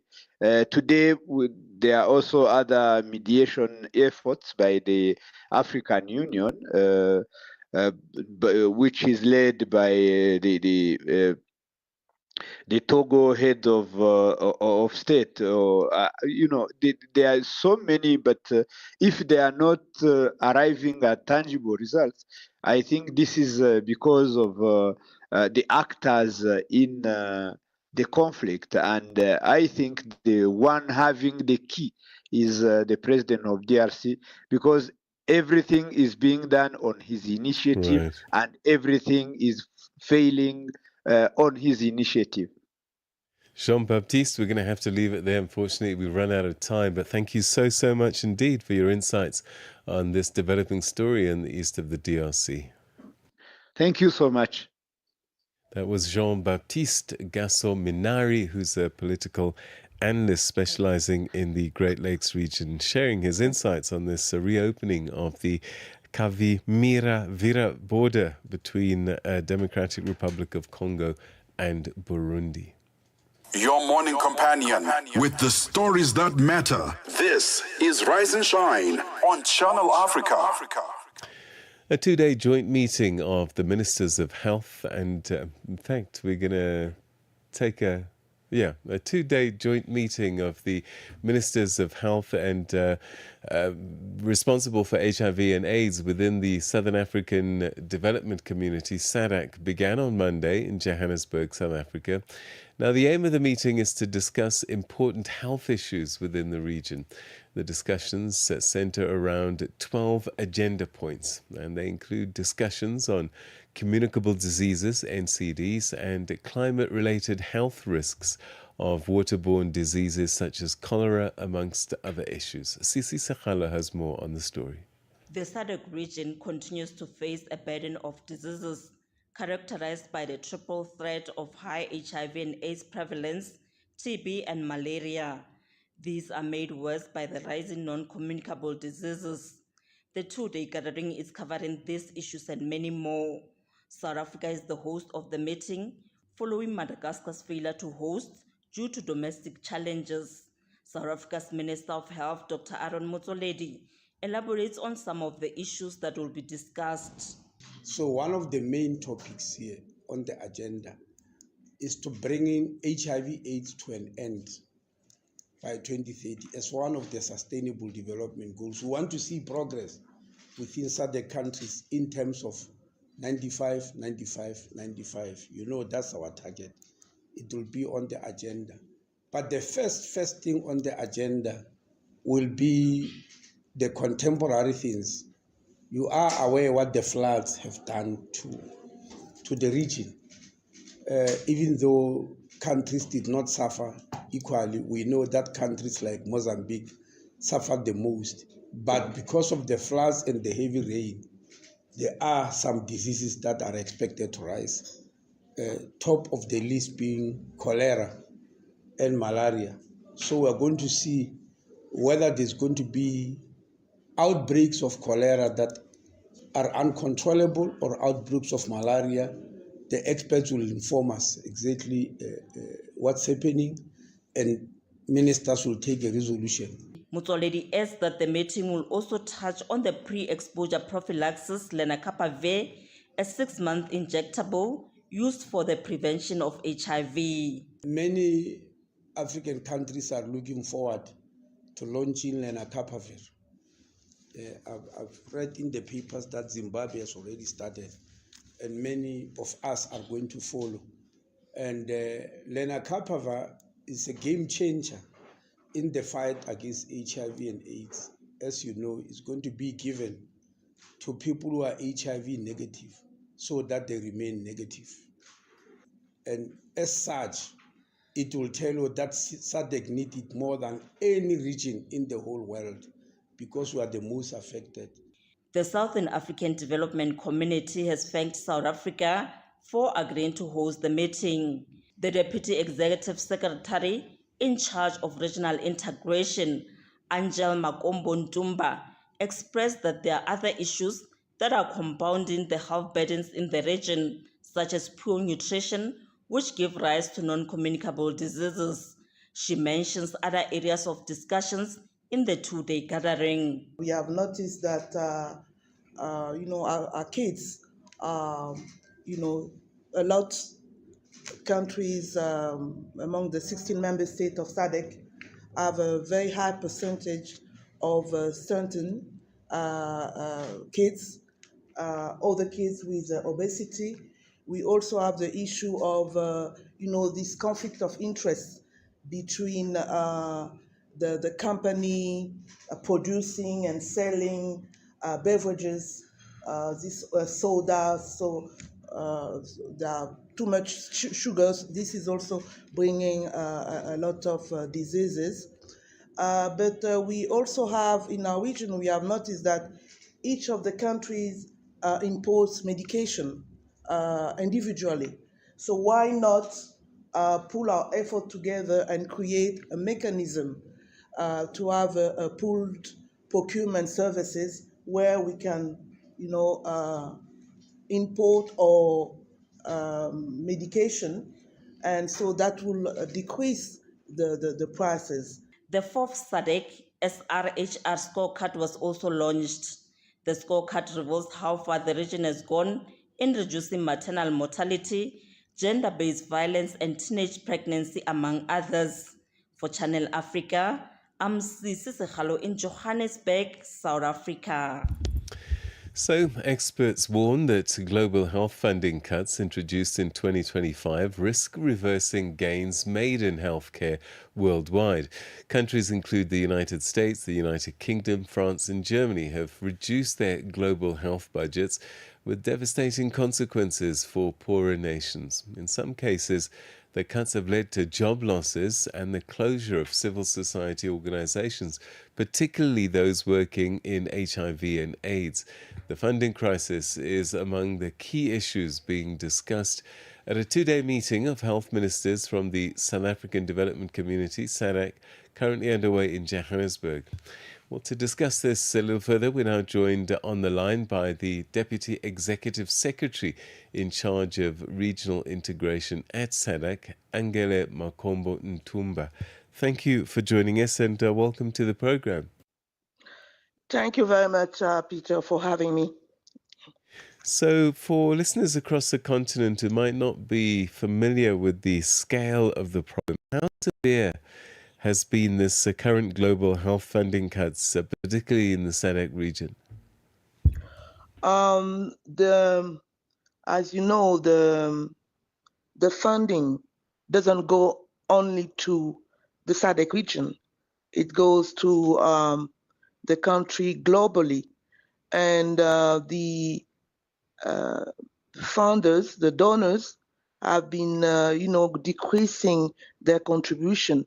But we saw last year a very drastic reduction with the United States kind of leading this trend. So this is very tough on us, the third world countries, in particular the SADC region, the 16 member states. And my strong belief is that this is maybe the time for us in our SADC region to pull our effort together to increase the domestic resource mobilization. As you know, the member states of SADC agreed to actually allocate more or less 15% of the national budget to health, but this is not happening yet. And actually, we are actually planning in July this year, next July, to have a joint meeting of ministers of health and minister of finance, a meeting to be held here in South Africa.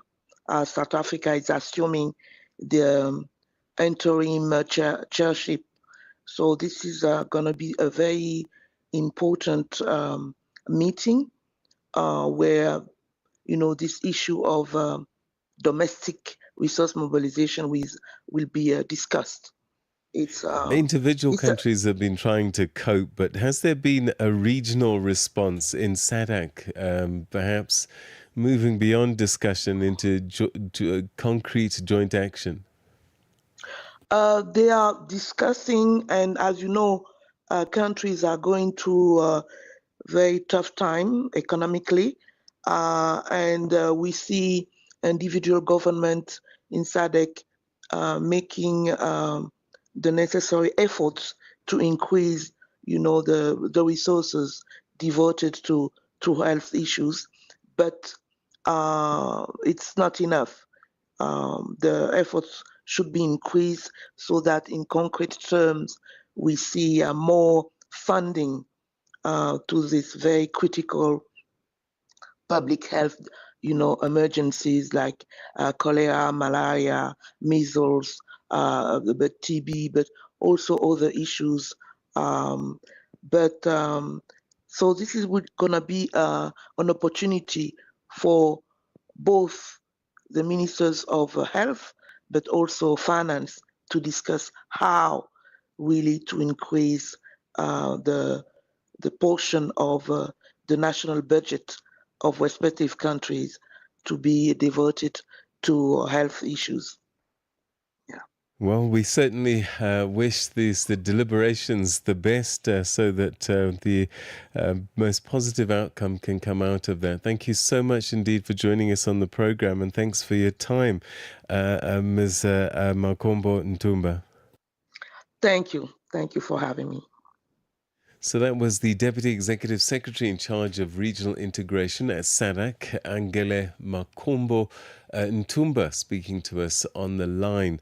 And this, of course, ahead of this very important discussion on health funding in the SADC region. All right, still quite a bit to come on the program, including your sports, your business news as well on the horizon. And stay with us for that because, in fact, I'll tell you a little bit more about the next conversation that I'm going to be having in this quarter of an hour. But first, let's catch you up with the news headlines. And at the news desk this morning is Onele Nsinsi. And by the way, in case you're watching, the time now is exactly 7:30 Central Africa time. SABC News. Headlines. The African Perspective. Thank you, Peter. Closed for more than 2 months, the border between the Democratic Republic of the Congo and Burundi has reopened, ending a period of isolation and uncertainty for thousands of residents. The vital trade route linking Uvira and Bujumbura had been shut following an offensive by the AFC M23 armed group. South Africa's Minister of International Relations and Cooperation, Ronald Lamola, says the country is honoured by its re-election as a member of the United Nations Human Rights Council. And Russian strikes on Ukraine have continued on the 4th anniversary of the full-scale invasion. Ukrainian officials say 5 people were wounded and several multi-story buildings damaged in drone strikes in the city of Zaporizhia. Channel Africa News, I am Onele Ntsinzi. SABC News. Headlines. The African Perspective. And taking us through the world of sport, let's say good morning once again to you, Musibudi Makura. Sports on Channel Africa. The African Perspective. Thank you so much, Peter. Very good morning once again from the Sports Desk. We'll start with cricket news. Now, Shimron Heitmeyer made a stunning 85 of 34 balls as the West Indies began their T20 World Cup Super 8 stage with an emphatic 107 runs victory over Zimbabwe. Now, Heitmeyer hit 7 sixes as well as 7 fours as he mixed finesse with power at a strike rate of 250. This to help the West Indies post a mammoth 254 for 6. The West Indies total was the second highest in T20 World Cup history, behind Sri Lanka's 260 for 6 against Kenya in 2007. So no side had ever successfully chased more than 230 at the Waikera Stadium in T20 internationals or in the Indian Premier League, and Zimbabwe soon found themselves in trouble.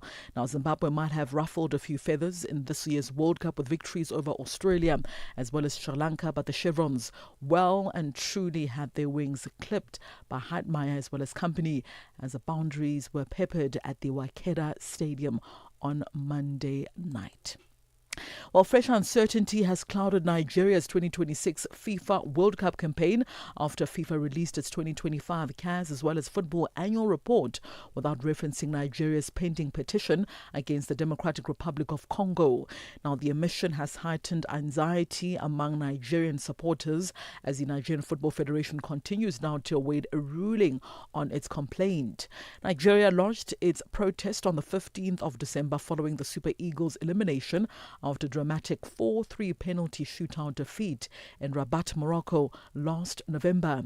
Now, speaking to the State House correspondents after a closed-door meeting with the President Bola Ahmed Tinubu, chairperson of the National Sports Commission Shehu Deko had confirmed that no final verdict had been communicated by FIFA.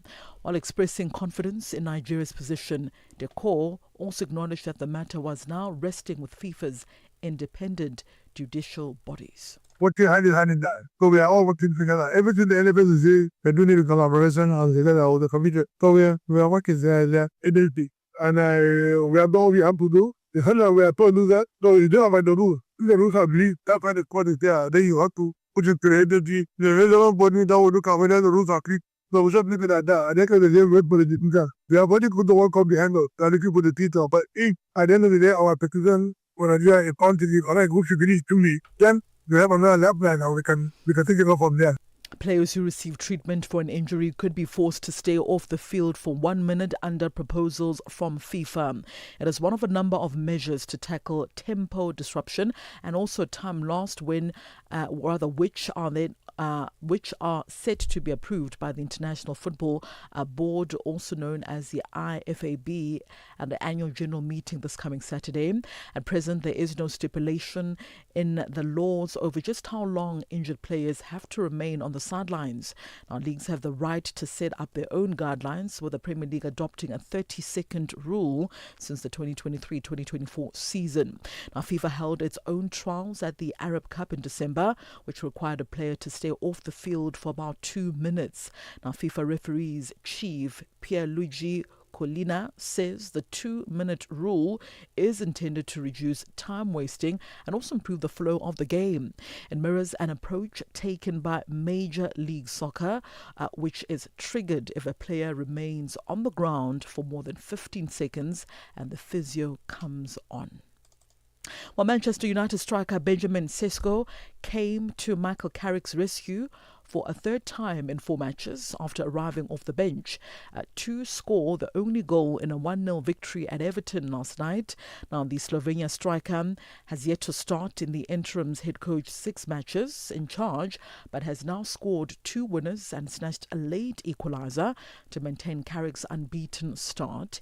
He was though made to wait until just before the hour mark to replace Amad Diallo, but made an impact within 13 minutes by getting on the end of a direct counter-attack and a rare moment of incisiveness from the visitors. Now, the result lifts United to 4th position on the log table. Carrick had this to say after that win. Yeah, really proud of the boys. I think it was a tough game tonight, and it didn't necessarily come easy or straightforward, and the boys had to put a lot into the game. And we spoke before the game a little bit about the trust in each other in the group and the belief that we've got in each other, and we had to rely on that a lot tonight. It didn't. The football was okay at times. We can be better, but actually there's a lot foundation to build on if you can come here and keep a clean sheet and defend like we had to defend at times, and then create that moments of brilliance really. And finally, in boxing news, boxing greats Manny Pacquiao as well as Floyd Mayweather Jr. have agreed a professional rematch in September. Pacquiao, 47 years of age, and Mayweather, 48, will fight at Sphere in Las Vegas on Saturday, the 19th of September, with the bout live on Netflix.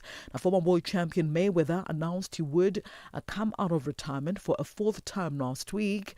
It will be the America's first professional fight since beating mixed martial arts fighter Conor McGregor with a 10th round technical knockout in 2017. Filipino Pacquiao retired from the sport to focus on his political career in 2021, but then returned to the ring last July to fight WBC welterweight champion Mario Barroyas, who then retained his title after a draw. Mayweather as well as Pacquiao first met in 2015 in what was billed as the fight of the century and still remains the richest in boxing history. It was Mayweather who emerged victorious in that fight, beating Pacquiao via a wide unanimous decision in Las Vegas in the USA. And that's a wrap from the sports desk at the hour. It's exactly 7:38 a.m. Central African time. For any sports stories you'd like to share with us, do send us an email to newsroom@channelafrica.co.za or call us. The newsroom line is +27 11714 4459. I'm back with the final sports update on Africa Rise and Shine in the next hour. For Channel Africa Sport, I am Musibudi Makura. Sports on Channel Africa. The African Perspective. Coming up shortly, the business news, but taking you back in time, 1971, Algeria nationalizes French oil assets. President Ouari Boumediene announced the nationalization of 51% of French oil companies like Alf and CFP and 100% of natural gas assets and pipelines in Algeria. Now, this move was a major assertion of economic sovereignty following political independence, ending the privileged status French companies had maintained after the Evian Accords. Well, French influence continued, very much so, particularly in that northern belt of the continent. But in 1971, Algerian president tried his best to get back some of those assets that were in French hands. Stay with us. The business news is next.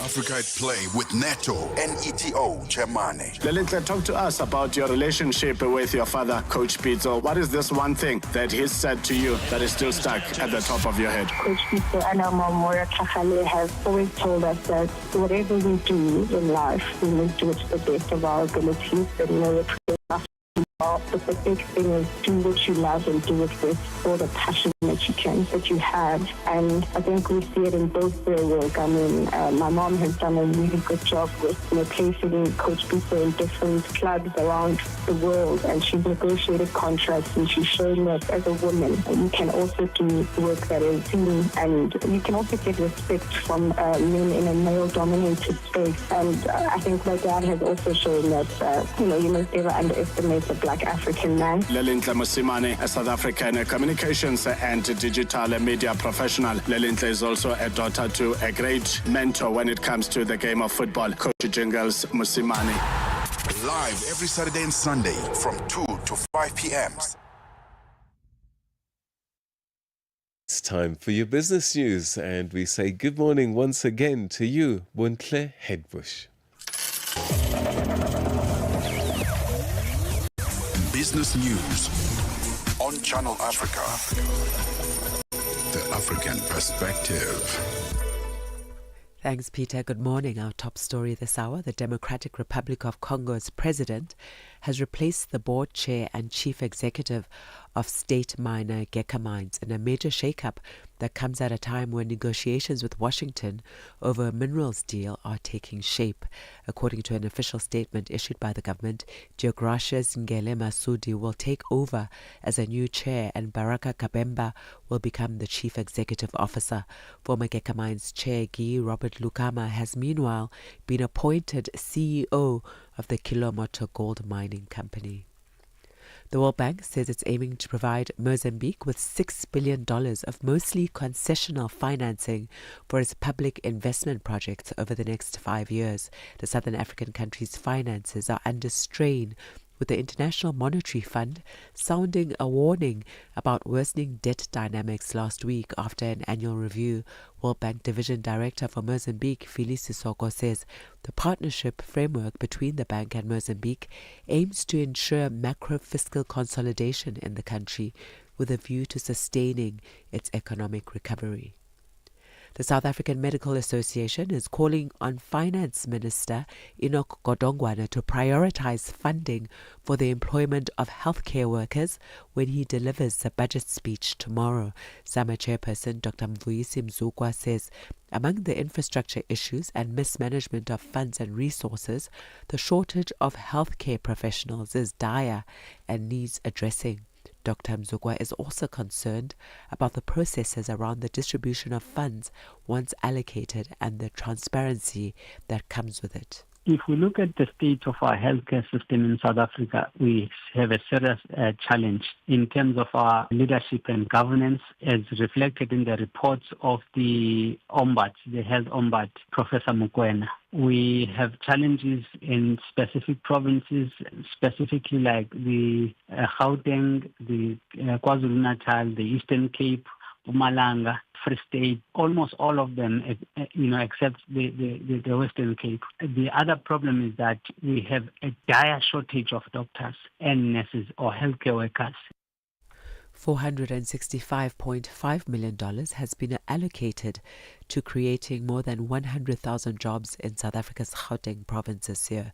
This was announced by Gauteng Premier Panyaza Lesufi during his State of the Province address at Nasrec Expo Centre in Johannesburg. Lesufi says the funding will be channeled to creating employment opportunities in multiple sectors in all cities across the province. You will recall in our last Gauteng Investment Conference, we indicated that we attracted investments totaling 312 billion rands. Today, we are proud to announce that 73 billion is now moving from a commitment to implementation stage, thus creating 114,000 new jobs across multiple sectors of our province. The authorities in Panama have taken control of 2 ports on the Panama Canal that had been operated by the Hong Kong-based conglomerate CK Hutchison for more than 2 decades. The move comes as rivalry between the US and China escalates over global trade routes. The BBC's Paddy Maguire has the details. This may be considered a victory for Washington, as Donald Trump has been pushing to restrict Chinese influence over the Panama Canal, even threatening to seize the waterway on his first day back in office last year. In January, the Panamanian Supreme Court annulled Hutchison's concession to manage the ports on the Atlantic and Pacific coasts, despite the multinational firm seeking to negotiate an extension. Hutchison has warned of possible legal action over the cancellation of its long-standing contract. And now taking a look at the indicators, $1 in Nigeria is trading at 1,342 naira this morning. In Botswana, it's 13 pula and 6. Kenya, the dollar is trading at 127 shilling 83. And in Zambia, it's 18 kwacha 85. The BRICS countries, $1 in Brazil is trading at 5 real 17, Russia 76 rubles 36. In India, it's 90 rupees 86, China 6 yuan 90, and South Africa $1 is trading at 15 rand 99 cents this morning. $1 is trading at 74 pence to the British pound and 84 to the euro. Looking at commodities, gold is trading at $5,177 per ounce. Platinum, $2,143 per ounce. Both have inched higher this morning, while the price of Brent crude oil is at $72.08 a barrel. And that's the business news. For any stories you would like to share with us, please do send us an email to newsroom@channelafrica.co.za or give us a call on +27 11 714 4459. For the Channel Africa Business Desk, I am Buntle Hetbush. Business news on Channel Africa. The African perspective. Bringing you the energy, news, and good vibes to kickstart your day. This is Rise and Shine on Channel Africa. South Africa's Finance Minister Enoch Godongwana is preparing to table the 2026 budget speech. And this will be his second under the Government of National Unity at a pivotal moment for the country's economy. Tough fiscal decisions are expected to slow growth, rising debt and increasing social pressures. Now, last year's budget sparked intense debate with opposition parties rejecting a proposed VAT increase and civil society raising concerns about the impact on households. Now, the key question is whether the minister can strike the right balance between fiscal discipline, political consensus, and the urgent needs of South Africans. Channel Africa's economics reporter is Innocent Simosa. South Africa's Finance Minister Enoch Godongwana faces tough balancing act in his upcoming 2026 budget speech. The country's debt levels remain high. Should we expect any major changes to the debt trajectory? Makwe Maselela is the founder and CIO of Makwe Fund Managers. The government can make sure that they don't borrow more money out there, and for them to be able to do that is for them to make sure that the economy grows. Because as the economy grows, then the guys will be able to collect more tax. But also bear in mind that, especially in dollar terms, the cost of borrowing, as we're talking now, are more or less cheap. So they can also look into ways of borrowing in a very cheap way to replace the old expensive debt. That's one way. But for this whole thing to be sustainable is for them to make sure that they create the necessary environment for businesses to be able to grow, and that will help them as a government. Danny Duffling, head of business development at More Infinity, weighs in on the extent of government's fiscal space and whether there is any meaningful capacity left to drive growth without undermining consolidation efforts. The honest answer is very little in the traditional sense. Public debt is sitting at around 77.9% of GDP, and Treasury says debt is finally stabilized, which is a milestone, but it's still a very high number for an emerging market. More telling is what that debt is costing us. Interest payments now consume roughly 22 cents of every rand collected in tax revenue. That's money that simply cannot go to schools, hospitals, roads, or policing. And over the current 3-year spending window, government will spend approximately 1.35 trillion just on servicing debt. So when people ask why government can't just spend its way to growth, you've got your answer right there. Where there is some room is on the margins. Tax revenue came in at about 19 billion rand, ahead of the predictions for last year, largely thanks to better SARS collections and improved compliance. Meanwhile, on the industry front, Jobert Roux, co-founder and chair of Zero Carbon Charge, says South Africa cannot tax clean mobility as a luxury while claiming to prioritize decarbonization and industrial growth. You cannot incentivize EV production on one hand and penalize EV adoption on the other. Without urgent tax reform and infrastructure funding, South Africa risks constraining domestic EV demand at precisely the moment it is trying to attract EV investment. EV demand is growing, but it will stall off drivers if drivers don't see charging stations where they need them.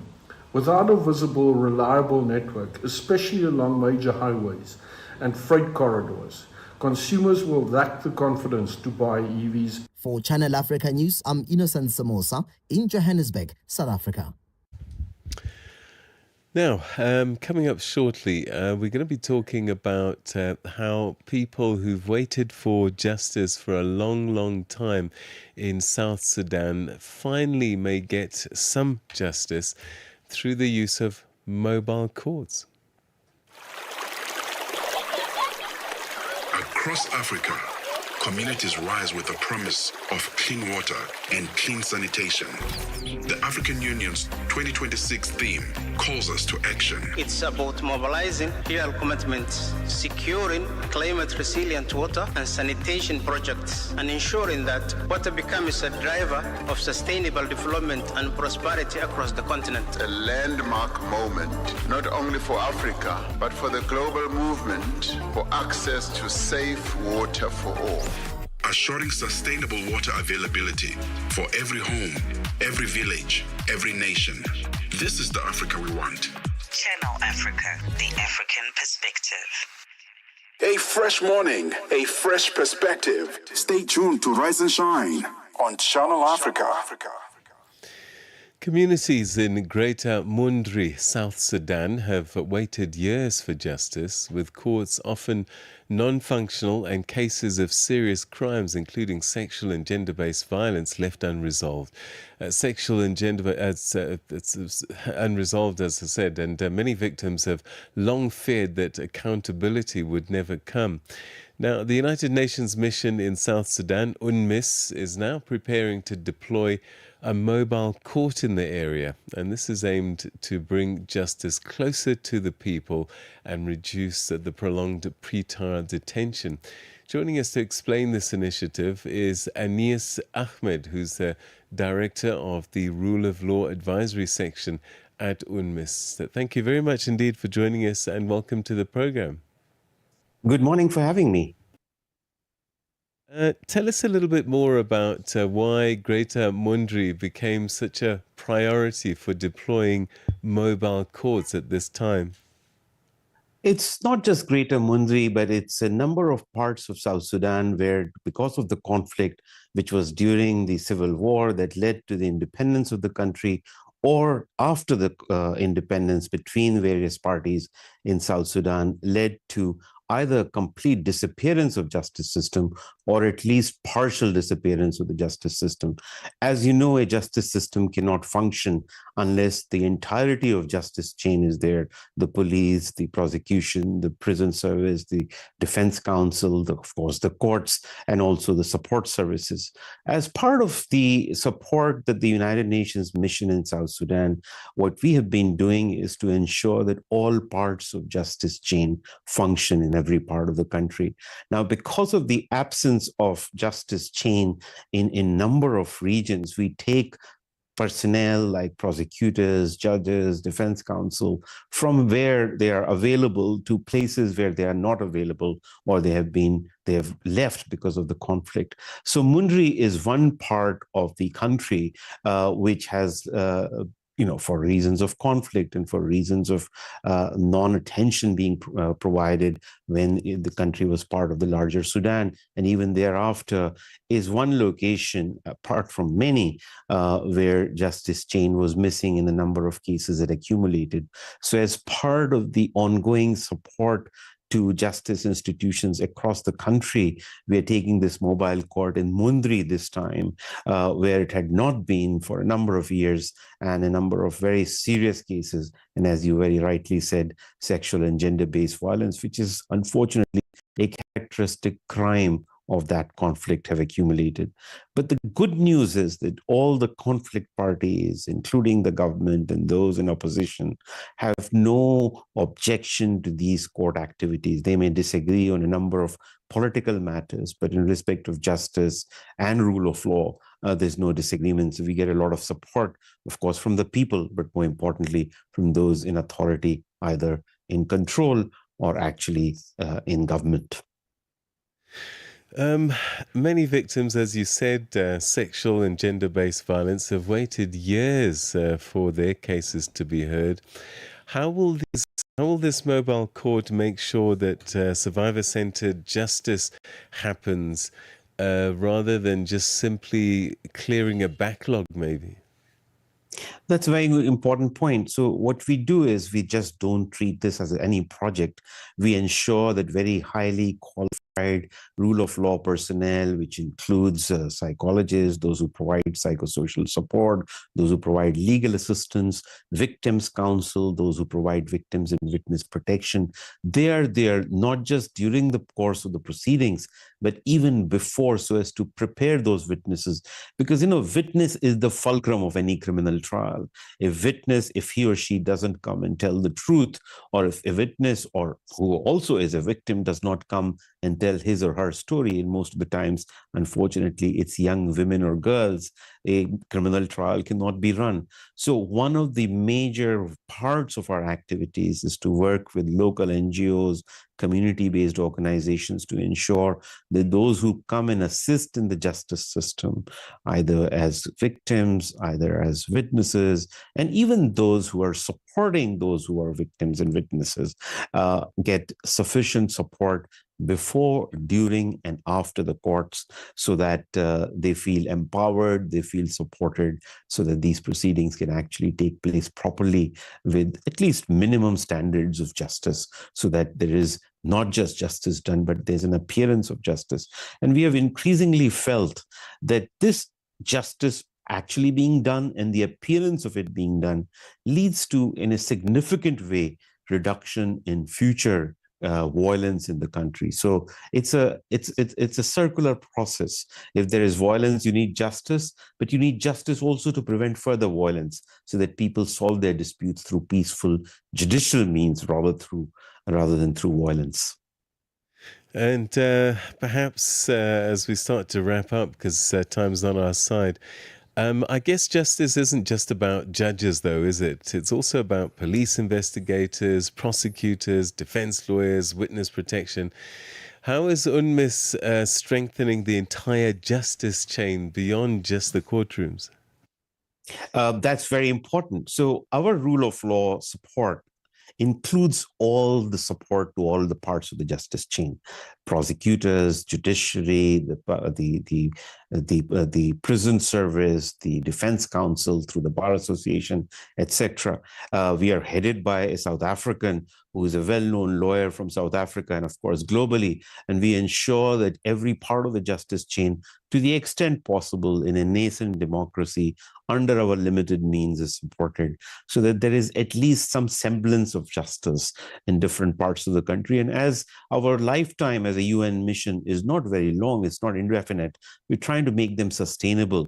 So one of the things that we are doing is bringing what is called a justice hub, in which all the activities related to justice, the prosecution, the defense, the prison service, the court, come under one roof, or at least under one compound, so that a citizen doesn't have to go far away to look for justice or to look for interface with judiciary or with law.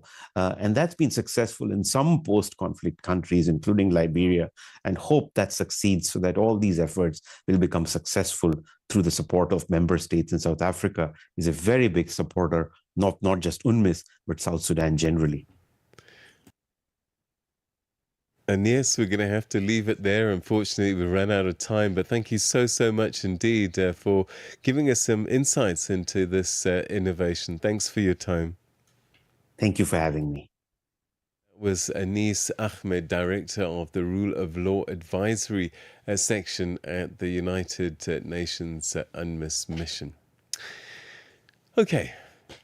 It's time for the third hour of Rise and Shine with me, Peter Ndoro. Stay with us. We have a lot still to come in that third hour. But first, it's 8 o'clock, which means it's time for the news with Onele Nsinsi. SABC News. The African Perspective. Thank you, Peter. A key border crossing between the Democratic Republic of Congo and Burundi is reopened on Monday after more than 2 months of closure due to insecurity in eastern DR Congo. The Kavimvira post on Lake Tanganyika, a vital trade route linking Uvira and Bujumbura, had been shut following an offensive by the AFC M23 armed group. The independent political analyst specializing in the Great Lakes region, Jean-Baptiste Gasomirani, explains. Well, when they say that security has improved, I do not know what they mean, because actually the government, DRC government forces and those forces of Burundi that are backing them in the war they are fighting against AFC M23 is still ongoing. What happened is that AFC M23 was summoned to leave to vacate the city of Uvira and its surroundings, which they complied to. They left, they withdrew from the city, they deployed in other areas. But Zimbabweans have expressed mixed feelings regarding the arrest and court appearance of the former President Robert Mugabe's son, Chatunga, and co-accused Tobias Mutonje in South Africa for attempted murder. The young Mugabe was remanded in custody after appearing in court yesterday. While some Zimbabweans sympathize with the mother, Grace Mugabe, who could not travel to South Africa owing to a warrant of arrest against her, some had no kind words for the behavior of the young Mugabe. Mlondolozi Ndlovu is a media lawyer in Zimbabwe. We are worried about the recent arrest of one of President Mugabe's children, former President Mugabe's son. We hope that the law will take its course and that the family will take lessons from this particular incident. The fact that Grace is not going, of course, we have reservation, but it's also a lesson that the country, as it is, South Africa, respects the rights of all citizens and that the rule of law does exist in South Africa. And also that there are lessons for Zimbabwe to take from this incident. Northwest businessman Brian Mkhotsi will appear before the South African Parliament's ad hoc committee today. He is a central figure to allegations of corruption, political interference and leaks of confidential police information. The committee is probing allegations of criminal infiltration, corruption and political interference in the justice system of the country. Mkhotsi initially wanted to appear virtually, citing safety concerns. However, he ultimately availed himself to appear physically. Mkhotsi has been given 1 day to testify, but MPs like the African National Congress's Khusela Diko are concerned that 1 day may not be sufficient. We did have a question on whether 1 day was enough for Mr. Brown Mkhotsi, but we will be guided by the chair, and I suppose the meeting on that. I'm not sure, given that other witnesses who seemed to be as involved as Mr. Mkhotsi were sometimes given more than a day.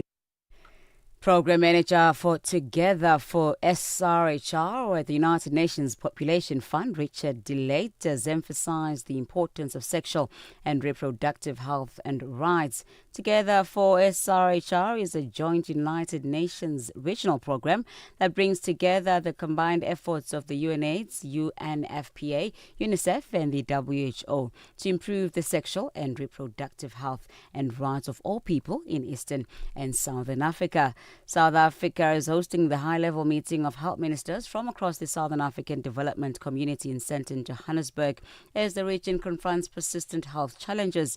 Delate further explained the significance of creating a strategy to tackle this situation.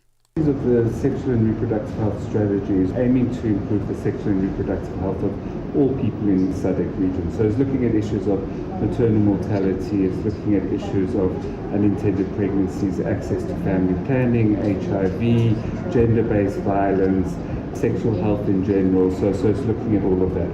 The strategy has 4 key pillars. The one is around leadership. The second one is around ensuring access to universal health coverage. There's one around strengthening monitoring and evaluation and data. And the third one is around partnerships. Lastly, Russian strikes on Ukraine have continued on the 4th anniversary of the full-scale invasion. Ukrainian officials say 5 people were wounded and several multi-story buildings damaged in drone strikes in the city of Zaporizhia. Meanwhile, Western officials say over the past 3 months, Russia has suffered more military casualties that it could replace through new recruits. The BBC's Jonathan Bill reports. Moscow has been recruiting between 30 and 35,000 troops a month. But briefing reporters on the 4th anniversary of the full-scale invasion, a Western official said the number of Russian troops killed and injured had exceeded that figure over the past 3 months. The official said that was significant, as it would have an impact on Russia's ability to generate enough forces for a renewed offensive later this year. For any news stories you'd like to share with us, please send us an email to newsroom@channelafrica.co.za or call us +27 11 714 4459. Channel Africa News, I'm Onele Zinzi. SABC News. The African Perspective. And coming up in your sports news this hour, Quarantine Martins will stay on as the Madagascar men's national team coach, while Shimron Heitmeyer hammers 85 as the West Indies thrash Zimbabwe at the T20 World Cup. I'll tell you more at 8:30. From Africa's broadcast capital to the furthest corners of the globe, this is Rise and Shine, every weekday mornings on Channel Africa. This is the third and final hour of Rise and Shine's Tuesday edition. Thanks very much indeed for joining us. I'm Peter Ndoro, taking you through this next hour. And not forgetting, we are transmitting live via the internet, channelafrica.co.za. But don't forget, you can also find us on our social media platforms. So go to your social media platforms and look for Channel Africa, and you're bound to find us there. And also our mobile app, SABC Plus, SABC Plus, and look for Channel Africa.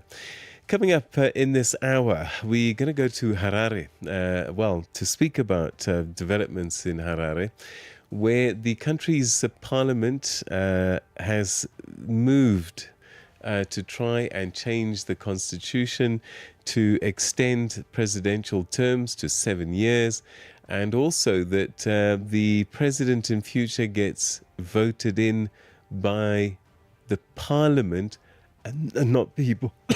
Excuse me.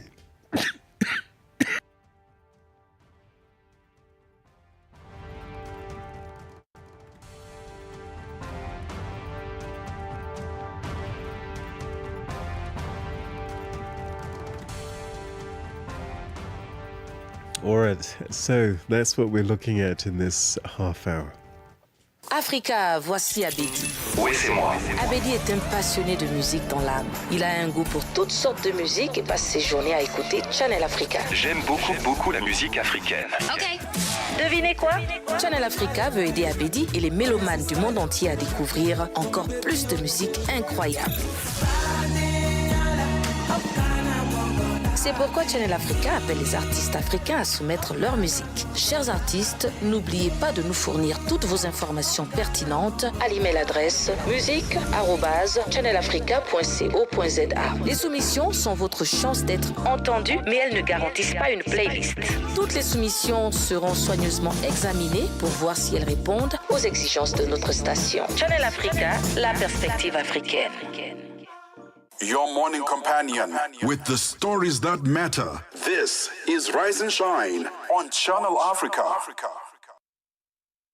Zimbabweans have expressed mixed feelings regarding their arrest and court appearance of former President Robert Mugabe's son Bellarmine and his friend in South Africa for attempted murder. The young Mugabe was remanded in custody after appearing in court on Monday. Now, whilst some do sympathise with the mother, Grace, who could not travel to South Africa owing to a warrant of arrest against some had no kind words. Here's more from John Kasima, correspondent in Harare. On Monday, Chatunga appeared in a South African court facing attempted murder and obstruction of justice charges after the gardener was shot and injured. On social media, some people celebrated the arrest and incarceration of Chatunga as a way of teaching him a lesson. Some wished the young Mugabe would rot in prison, but all this is happening in the absence of Grace, the mother, whose warrant of arrest in South Africa remains effective. Looked like the entire family, except the sister Bona, have been involved in some criminal behavior one way or the other, as Zimbabweans have said. Back home, Chatunga has been arrested several times for different crimes, including possession of drugs, assault of police officers, and bad driving on the highway. In Zimbabwe, Chatunga appeared to be getting favors and not really going to prison for his offenses. But on Monday, the young man was remanded in custody. The victim is in a critical condition, the South African courts have revealed while opposing bail. Linda Masarira, an opposition politician in Zimbabwe, had this to say. My quick reaction on how the gardener who was allegedly shot by Mugabe's son Chatunga is now saying that he shot himself. It's just a clear indication that money can buy you anything. And at the end of the day, I think justice should take its course. If the gardener says there's no prejudice that he suffered, then that's his own case. He does not want justice. At the end of the day, I really think no one can go there and say to him, you were shot by Chatunga, when he was not shot by Chatunga, unless if there's surveillance cameras that will actually show us otherwise. But as it stands right now, he's the chief witness and his word holds water. Mlondolo's in Lovu, a media lawyer, added his voice. We are worried about the recent arrest of Grace Mugabe's, one of Grace Mugabe's children, former President Mugabe's son. We hope that the law will take its course and that the family will take lessons from this particular incident. The fact that Grace is not going, of course, we have reservation, but it's also a lesson that the country, as it is South Africa, respects the rights of all citizens and that the rule of law does exist in South Africa. And also that there are lessons for Zimbabwe to take from this incident. Meanwhile, the Zimbabwean government is yet to comment and probably waiting for the South African courts to finalize the matter. In Harare, Zimbabwe, for Channel Africa News, this is John Cassim. All right, so that's the travails of Bellarmine Mugabe, the youngest son of Grace and Robert Mugabe. Well, we continue to take a look at issues in Zimbabwe now. And there is a debate at the moment over Zimbabwe's proposed constitutional amendments. And they continue days after it was first made headlines. The ruling ZANU-PF party wants to extend presidential terms from 5 to 7 years and transfer the election of the president from the public to parliament. Now, critics say that the changes are designed to benefit President Emmerson Mnangagwa, potentially allowing him to stay in power beyond 2028. Well, joining us now to unpack the implications is Zimbabwean political commentator and former journalist Jelis Mawarire. Thanks so much indeed. Always good to talk to you. It's been a while. I hope you're well. Thank you, Peter. I'm keeping well. All right, so help us understand the key difference that these amendments would make if the governing party were able to push this through. The idea that presidential terms are extended to 7 years, and also that the way that the president is voted for. I think that would fundamentally change the electoral system. That would also fundamentally change the rights of the citizens to directly elect a president of their choice.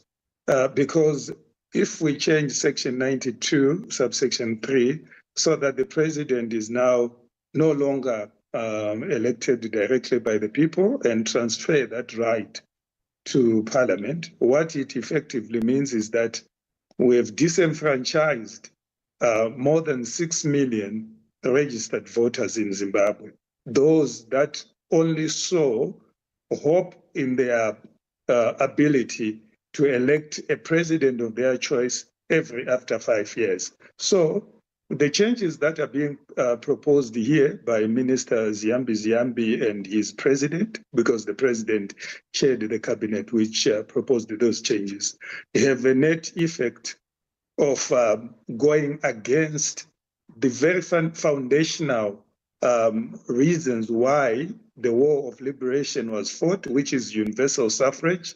One man, one vote, they said that time.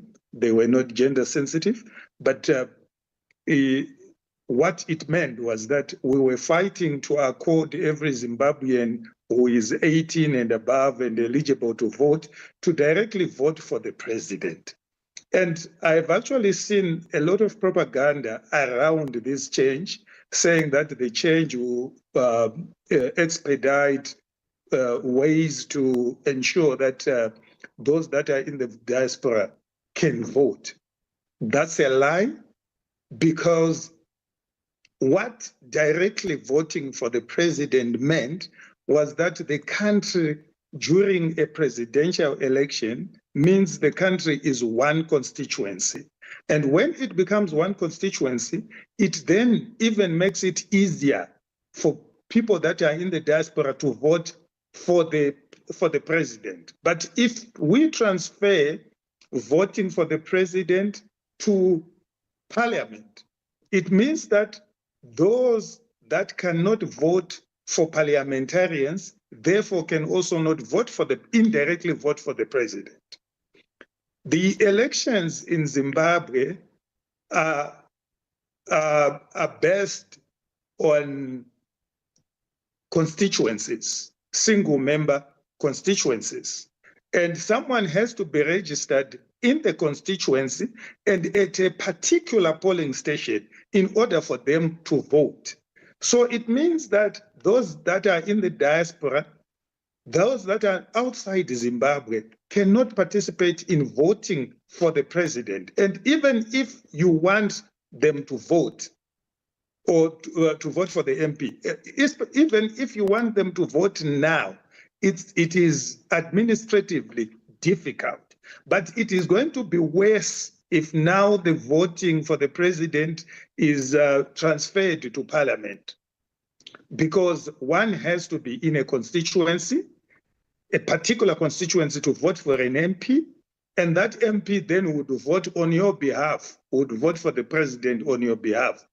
This is fundamentally against the principle of universal suffrage, the principle of one man, one vote, for which the liberation struggle was staged. And all this post-truth propaganda, the kind of propaganda that the minister and the proponents of the bill are pushing, that will reduce political violence if we change the electoral system, if we make the president to be elected by Parliament.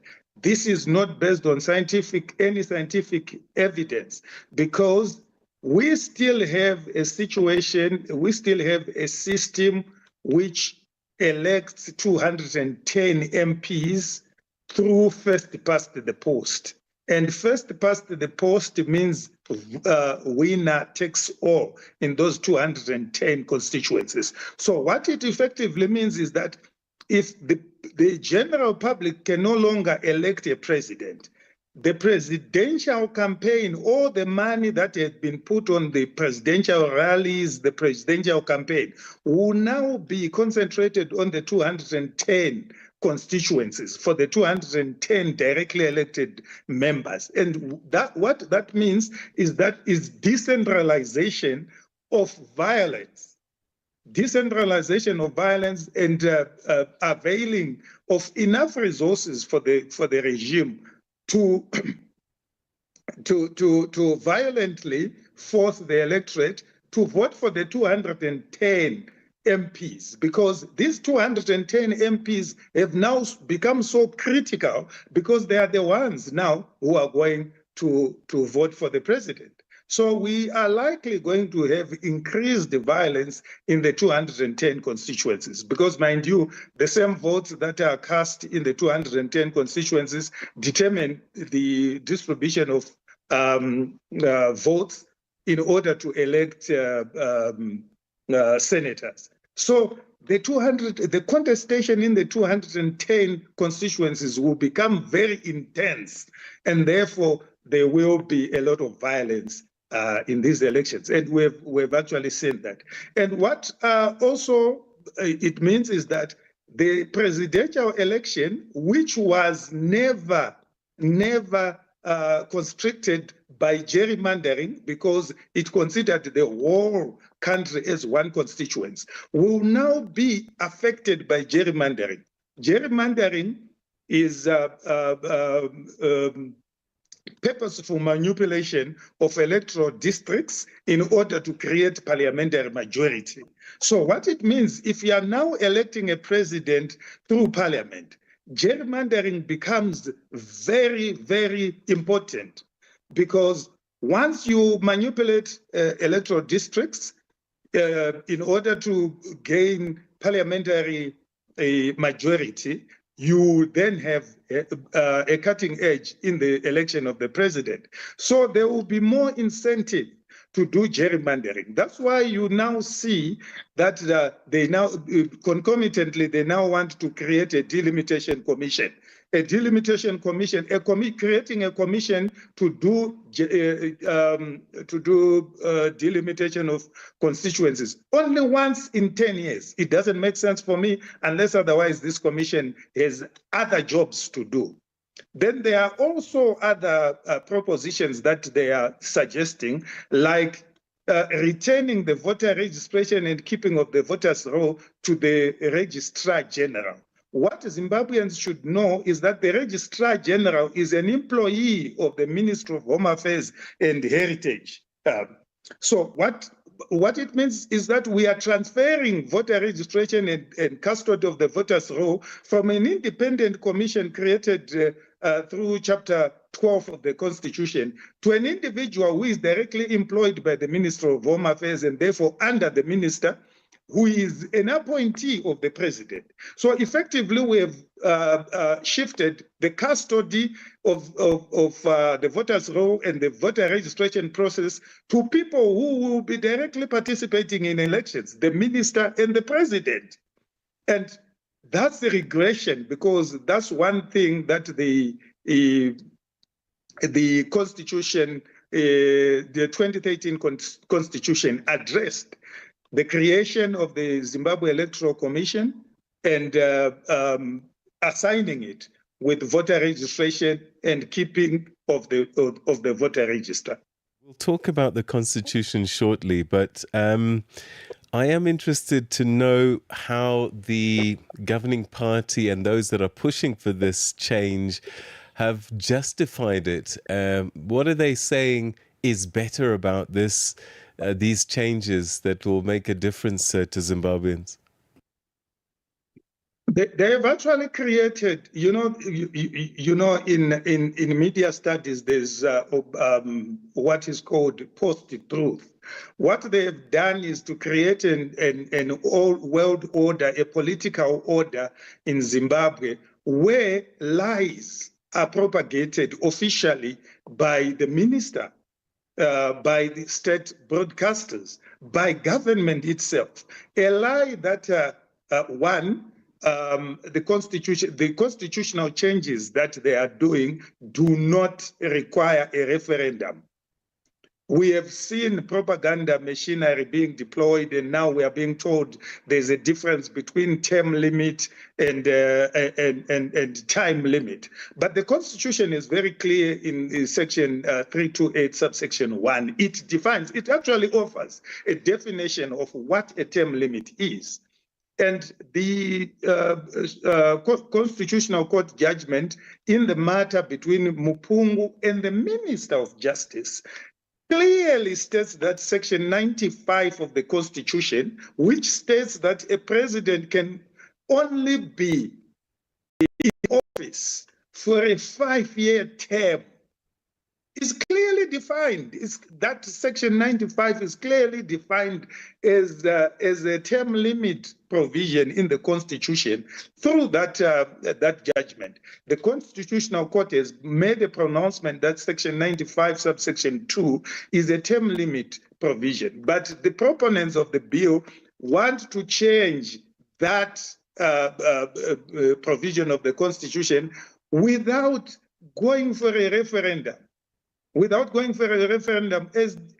demanded by the very same Section 328 of the Constitution. So that's a lie that they've created. They've also created a lie that electoral violence and political instability can be cured by increasing the presidential term from 5 years to 7 years. That's complete hogwash. What deals with political instability is ensuring that elections are held under free and fair conditions and presided over by an electoral management board that is impartial. And when everyone else, every citizen has the right to interrogate what is happening in their country, they exercise the same rights that are enshrined in Section 67 of the Constitution: the right to freely express themselves, the right to freely associate with whoever they want, the right to form political parties and be part of political groupings. Those are the rights that should obtain in an environment where free and fair elections are envisaged, and in an environment where political stability is aspired for. So this idea that we can we're running out of time, so I'm going to jump in there and put jealousy. Are there members of ZANU-PF itself that are saying we can't do this? Precisely, there are a lot. We are told even 2 cabinet ministers registered their disquiet over the proposed amendments, especially the amendment to change the direct election of the president and arrogate the right to choose a president to parliament. That was resisted.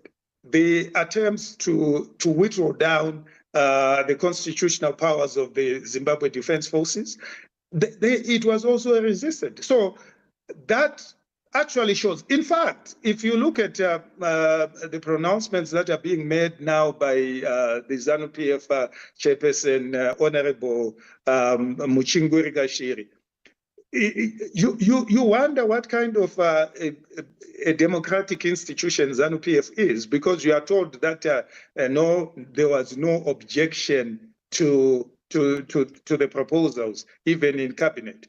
There was no objections at the ZANU-PF conference in October. But the apparatus that they used to measure that there was no opposition to that is that no one raised disquiet publicly. But we know that there are reprisals if someone stands up. The most effective way of gauging public support for these changes is to subject the changes to a referendum. And that's what people are calling for. They can go to parliament, they can do whatever they want. But eventually, let the people be the final arbiters. Subject the changes to a national referendum as demanded by the Constitution. It's not a big ask, and that's what we are saying. If these changes are popular, if these changes are good for the people of Zimbabwe, subject them to a referendum. And that's all what the people of Zimbabwe want, so that the people will have a final say on whether they want the changes or whether they don't. But what I have gathered myself, even from ordinary members of ZANU-PF, is that people want to participate in directly electing their president because they feel that the whole objective of the liberation struggle was to accord them the right to choose their leaders through universal suffrage. We don't want our rights to vote to be subjugated to parliament. That's not what the war of liberation was fought for. And there's absolutely no reason why it should be, because arguments that it brings stability, they do not tie with the historical realities in Zimbabwe. Between 1980 and 1987, we were using the same we're using proportional representation, we're using parliament to choose a prime minister. But that period, Zimbabwe went through the most unfortunate and the darkest part of our history in terms of political violence, which others actually call a genocide, where more than 20,000 of our people perished in politically motivated violence. So we cannot go back to a system which gave birth to calls for one-party state, to a genocide in terms of the Gukurahundi. Jealousy, we're going to have to leave it there, unfortunately, because of time. But thank you so much indeed. Your analysis always greatly appreciated on the program. Thanks for your time. Thank you. That's political commentator, former journalist Jealousy Mawarire, giving us his take on these proposals by the governing party in Zimbabwe, ZANU-PF. They want to see the presidential terms extended to 7 years, and also for the parliament to be the ones to decide who is president. Right now, it's the people directly, one man, one vote, that decides. It's 8:31. It's time for your news headlines with Onele Nzinzi. SABC News. Headlines. The African Perspective. Thank you, Peter. Closed for more than 2 months, the border between the Democratic Republic of the Congo and Burundi has reopened, ending a period of isolation and uncertainty for thousands of residents. The vital trade route linking Uvira and Bujumbura has been shut following an offensive by the AFC M23 armed group. South Africa's Minister of International Relations and Cooperation, Ronald Lamola, says the country is honoured by its re-election as a member of the United Nations Human Rights Council. And police in Britain have arrested the former ambassador to the US, Peter Mandelson, for alleged misconduct in public office. Channel Africa News, I'm Onele Nzinzi. SABC News. Headlines. The African Perspective. Right, let's get the African perspective on world sport as we say good morning once again to Musibudi Makura. Sports on Channel Africa. The African Perspective. Thank you so much, Peter. A very good morning from the sports desk. We'll start with the story. So, Quarantine Martins has been kept as the Madagascar men's national team coach for the next year. He was initially appointed on the 30th of January 2025 and has overseen a transitional but a very progressive period for the national team. So, in 8 matches during 2025, a mix of World Cup qualifiers as well as international friendly matches, Madagascar recorded 5 victories as well as 3 defeats. Among the notable successes were the World Cup qualifying wins against the Central African Republic, Chad, as well as the Comoros Island, as well as a 2-0 friendly triumph over Equatorial Guinea. Now, the defeats against Ghana, Mali, as well as the DR Congo also highlighted the gap that still exists between Madagascar as well as some of the continent's more established powerhouses. Now, those results also provided what the Federation described as valuable lessons for both coach as well as squad, helping identify areas that require strengthening as Madagascar now seeks greater consistency at the international level. Now, players who receive treatment for an injury could be forced to stay off the field for 1 minute under proposals from FIFA. It is one of a number of measures to tackle tempo disruption and a time lost, which are set to be approved at the International Football Association Board. Its annual general meeting comes Saturday. At present, there is no stipulation in the laws over just how long injured players have to remain on the sidelines. Now, leagues have the right to set up their own guidelines, with the Premier League adopting a 30-second rule since the 2023-2024 season. FIFA held its own trials at the Arab Cup in December, which has required that players stay on the field for about 2 minutes. Now, FIFA referee chief Pierluigi Collina says the 2-minute rule is intended to reduce time wasting and also improve the flow of the game. It mirrors an approach taken by Major League Soccer, which is triggered if a player remains on the ground for more than 15 seconds and the physio comes in. On to some cricket news now. Shimron Hetmyer made a stunning 85 of 34 balls as the West Indies began the T20 World Cup Super 8 stage with an emphatic 107 runs victory over Zimbabwe. Hetmyer had hit about 7 sixes as well as 7 fours, and as he rather mixed a finesse with power at a strike rate of 250 to help the West Indies post a mammoth 254 for 6. Now, the West Indies total was the second highest in T20 World Cup history, behind Sri Lanka's 260 against Kenya in 2007. No side had successfully chased more than 230 at the Waikeria Stadium in the T20 Internationals or at an Indian Premier League match. And Zimbabwe soon found themselves in trouble in yesterday's encounter. Zimbabwe might have ruffled a few feathers in this year's World Cup, beating the likes of Australia and Sri Lanka, but the Chevrons well and truly had their wings clipped by Hetmyer and company as the boundaries were peppered at the Waikeria Stadium. On to athletics news now. With no Olympic Games or World Qualification Championship on the calendar, 2026 gives South Africa's sprint star Akani Simbine a light schedule to map out his campaign. He will lead the national team at the World Relay Championships in Gaborone in Botswana. That's from the 2nd until the 23rd of May before deciding whether to return to Glasgow for the championships. That's, of course, the Commonwealth Games from the 23rd of July to the 2nd of August, where he previously won the 100-meter gold medal.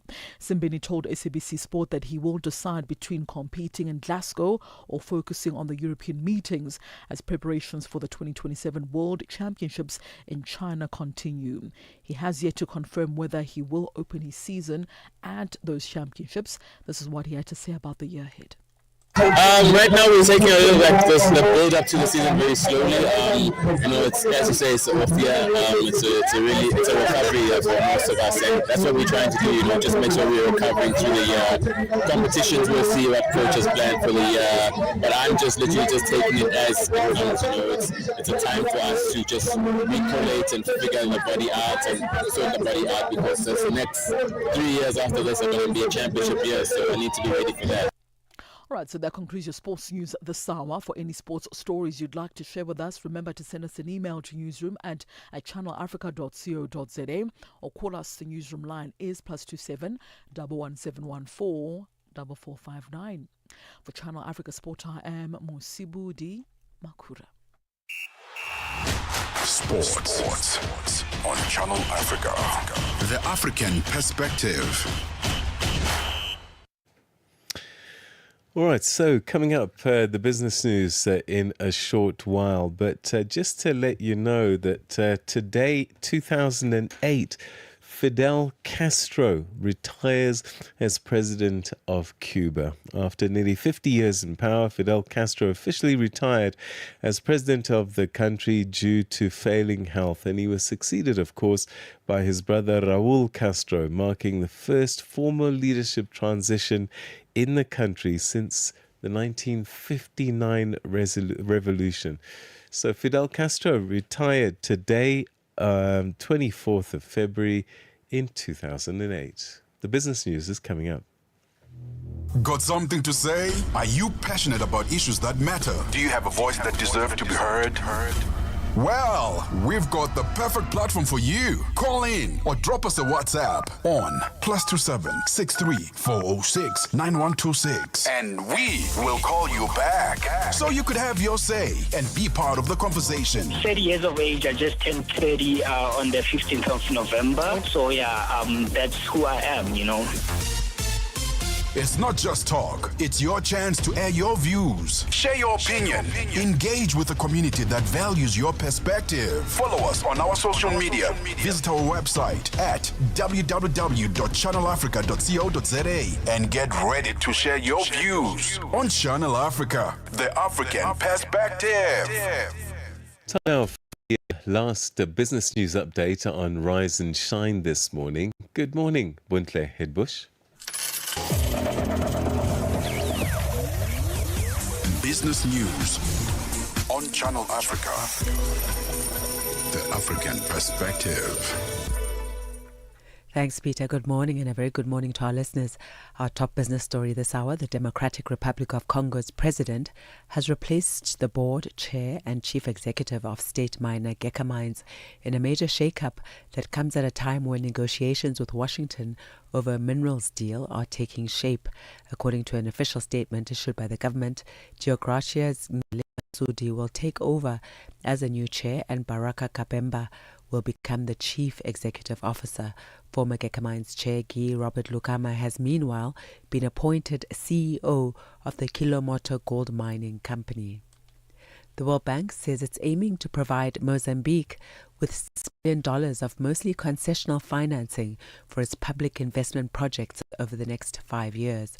The Southern African country's finances are under strain, with the International Monetary Fund sounding a warning about worsening debt dynamics last week after an annual review.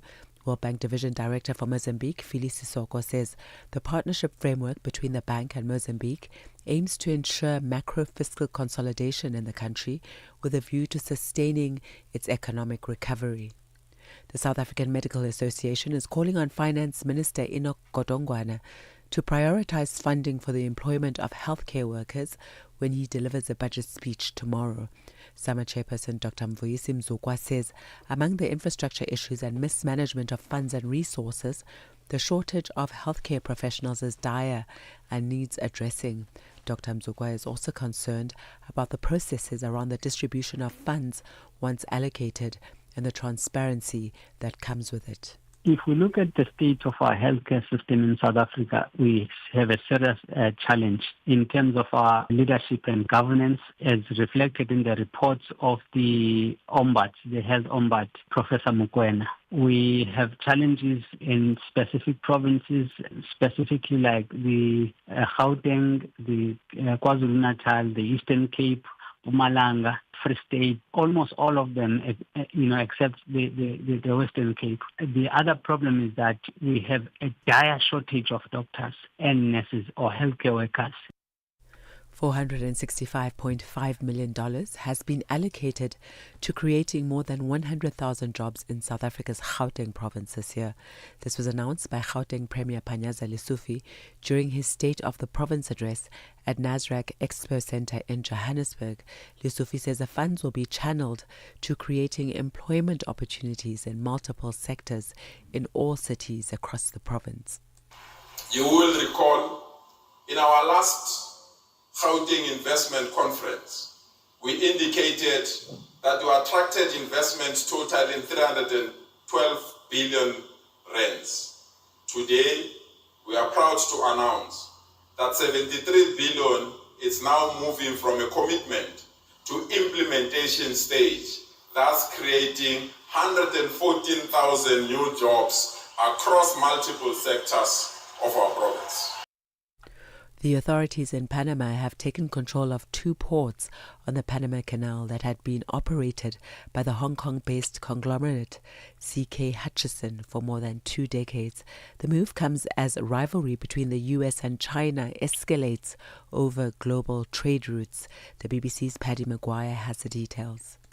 This may be considered a victory for Washington, as Donald Trump has been pushing to restrict Chinese influence over the Panama Canal, even threatening to seize the waterway on his first day back in office last year. In January, the Panamanian Supreme Court annulled Hutchison's concession to manage the ports on the Atlantic and Pacific coasts, despite the multinational firm seeking to negotiate an extension. Hutchison has warned of possible legal action over the cancellation of its long-standing contract. And now for our final look at the indicators on Rise and Shine this morning, when US dollar in Nigeria is trading at 1,342 naira. In Botswana, it's 13 pula and 6. Kenya, the dollar is trading at 127 shilling 83. And in Zambia, it's 18 kwacha 85. The BRICS countries, $1 in Brazil is trading at 5 reals 17. Russia, 76 rubles 36. India, 90 rupees 86, China 6 yuan 90, and South Africa $1 is trading at 15 rand 99 cents. $1 is trading at 74 pence to the British pound and 84 to the euro. Looking at commodities, gold is trading at $5,177 per ounce, platinum $2,143 per ounce, while the price of Brent crude oil this morning is at $72.08 a barrel.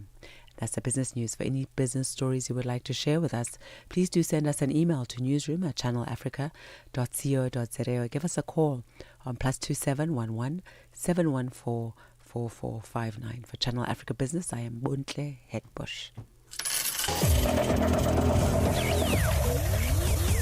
Business News on Channel Africa. The African Perspective. Your morning companion with the stories that matter. This is Rise and Shine on Channel Africa. 20 Home Affairs officials in South Africa have been dismissed and 16 others suspended following allegations of serious maladministration by the Special Investigating Unit, the SIU. The investigation, which began in April 2024, focused on recurring schemes involving document fraud, visa and work permit manipulation, and the facilitation networks enabling the unauthorized entry into South Africa. This prompted the SIU to secure a special tribunal order to search 5 refugee reception offices with the assistance of the Hawks. Investigators seized laptops, desktops and cell phones, external drives and suspicious files. Home Affairs Minister Dr. Leon Schreiber and SIU head Leonard Lekgeto briefed the media in Pretoria, and Fanwal Schumer picks up the story. The investigation further examined the involvement of foreign pastors, among them Malawi's Shepherd Bushiri and Nigerian pastor Timothy Omotoso, and certain departments officials allegedly working in a coordinated manner. The probe further reveals that a handful of corrupt Home Affairs officials pocketed over 16 million rand from foreign nationals. In turn, those foreign nationals allegedly generated financial gains of up to 181 million rand after acquiring fraudulent South African documents. Home Affairs Minister Dr. Leon Schreiber. We've had over 55 dismissals since July 2024, 20 of them since April of last year. We also have 275 criminal referrals out of this work, 111 investigations that have been closed. We have a number of disciplinary processes that are still live, and we're looking at administrative processes to potentially revoke over 2,000 visas that may have come fraudulently out of this kind of work. So absolutely the accountability is happening. We are enforcing very serious consequences for people involved in this, but we're also changing the system. Schreiber says this is the work of a well-coordinated syndicate comprising a group of well-connected foreign nationals and Home Affairs officials. What we've seen here is clearly a syndicate in operation where it's not something that happens by accident. It's actually people that are involved in organized crime, organized syndicates. And so we are dismantling them systematically now. The SIU has shed sunlight onto this problem. We've held many people accountable already, and we're changing the system so that this doesn't happen again in future. According to the SIU, a whistleblower alleged that foreign nationals fraudulently entered the country and obtained asylum seeker permits, later using them to apply for permanent residence and ultimately citizenship. SIU head Leonard Lekgeto says they are working alongside the Hawks in their investigation. And out of that process, we have identified many transactions which are irregular, and the value that has cost out of that process is 181 million, where we have identified gains out of that process. And out of the official, the gain that they received is 16.3 million, where they've received the money for themselves. We have referred 6 disciplinary to the department so that they must take action against those officials. We have also referred 275 criminal referrals to NPA so that they must be prosecuted, some of those people. The investigation traced the scheme to low-ranking Home Affairs officials who allegedly accumulated unexplained wealth that include expensive properties by selling immigration documents to undeserving foreigners. Minister Schreiber adds that more than 2,000 fraudulent visas could be revoked as part of the ongoing probe. Fanuel Schumer, SABC News, Pretoria. A fresh morning, a fresh perspective. Stay tuned to Rise and Shine on Channel Africa. So, coming up shortly, we're going to be talking to somebody about Ukraine, Russia. Can you believe that this war conflict has been running? It's 3 years now, and we'll be getting an inside track on where we're at with that. But coming up also, we'll be chatting to Palesa to find out what's coming up on Rise and Shine. Você é fluente em português? É apaixonado por rádio e quer trabalhar na África do Sul? Você tem documentos que o qualificam para trabalhar na África do Sul? Nesse caso, podemos ter uma oportunidade para você trabalhar no Canal África. Envie seu currículo e demonstração para Canal África at newsroom@channelafrica.co.za. Lembre-se, se você não receber alguma resposta nossa em 14 dias, isso significa que você não foi selecionado. Canal África, a perspectiva africana. Your morning companion with the stories that matter. This is Rise and Shine on Channel Africa. So, On the Move starts in about 9 minutes' time, and to tell us what's happening with Palesa and Benjamin is Palesa. Good morning. Good morning, Peter. Yeah. How you doing? I'm always fabulous, especially at this time of the day, because when I see you, that means I'm done. That is true.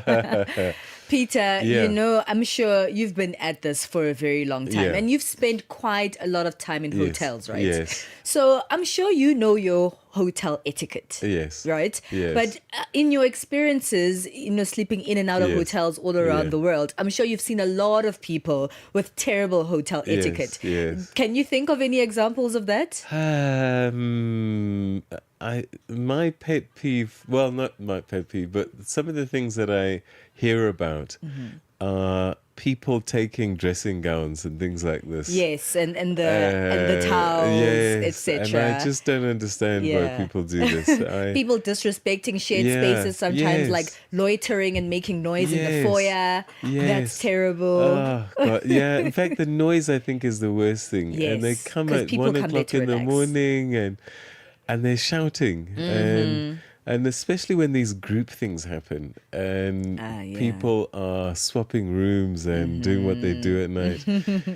Yeah. So we'll be chatting about that hotel etiquette in the first hour of the show. Yeah. And then we're going in the cubicle, in the workplace. We're focusing today in particular with African healthcare professionals who have reported the highest levels of work-related stress of Wow. all sectors. Wow. And that's not a surprise, is it? I mean, the way they work is a lot. And I think it depends on the sector and the type of work that you're doing, because there are some, dare I say, government offices where there are no stress levels at all. Well, that is true. We don't know. Yeah, exactly. We wrap up today's conversations to speak about mobile money, which have really risen quite a lot in East Africa. They're doing incredibly well. And we're speaking about how they've changed everyday financial decisions and lives. No, mobile money, fintech, a big thing for the continent. It was a savior, actually. Really, it has. Because we just didn't have banking facilities. Okay, so that's On the Move, coming up in about 7 minutes' time.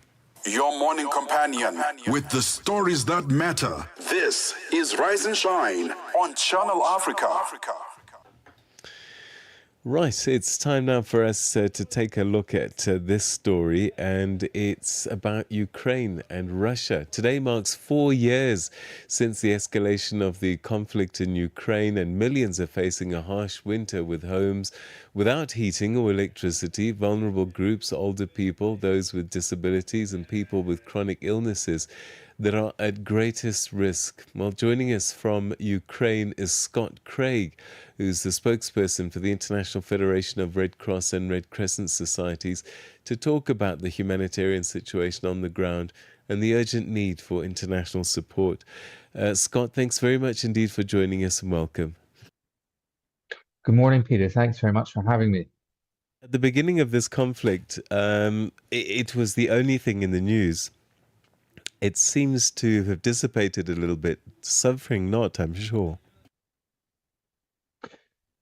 Yeah, I think it's a very good point that you make, Peter. I mean, the situation is where we are now, 4 years into the escalation of the conflict, as you say. The reality on the ground here in Ukraine for people is that the situation is the hardest it's ever been, the humanitarian situation. You mentioned winter there. I've been here for the last 10 days or so. This is the coldest winter that Ukraine has experienced in many years. The energy system in the country has been, much of it, if not most of it, has been damaged or destroyed. And that's led to a situation where, people are essentially freezing in their homes. They don't have any heat. Electricity is very erratic. The power grid is offline for most of the day for most people. You hear generators around town, the constant kind of buzzing in the background. But of course, you can't run a city and you can't run a country off of generators. And the reality is that the energy crisis in the country has become a humanitarian crisis for people. And so 4 years into the escalation of the conflict, the situation is really difficult for people, and I think that you're absolutely right. It's important that not only on this day, which is the anniversary, but I think in the weeks, months, and months ahead, we need to keep the people of Ukraine in our thoughts and in the desperate situation in which they're living. So there is the physical side of all of this, as you talk about heating and these issues. But I guess 4 years of war must have a strain on mental health. Absolutely. We think that, and we see in our work at the International Federation of the Red Cross and working closely with the Ukrainian Red Cross, we see that mental health is a huge need. We talk a lot about people's physical health, as you would imagine, obviously in very cold temperatures, people's physical health takes toll, hypothermia, pneumonia, these sorts of, exacerbation of chronic illnesses.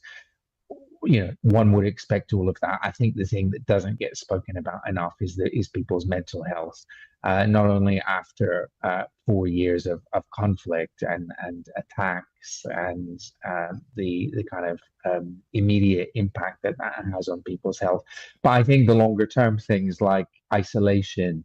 I was out at the weekends. The Red Cross runs hubs in the community. These are tents that are set up with generators where people come, they get a hot meal, they can charge their devices and so on. But I was speaking with an older Ukrainian lady who was coming to the hub, and she said that actually for her it's really important on a kind of social level because she's on her own living in a high-rise block of flats.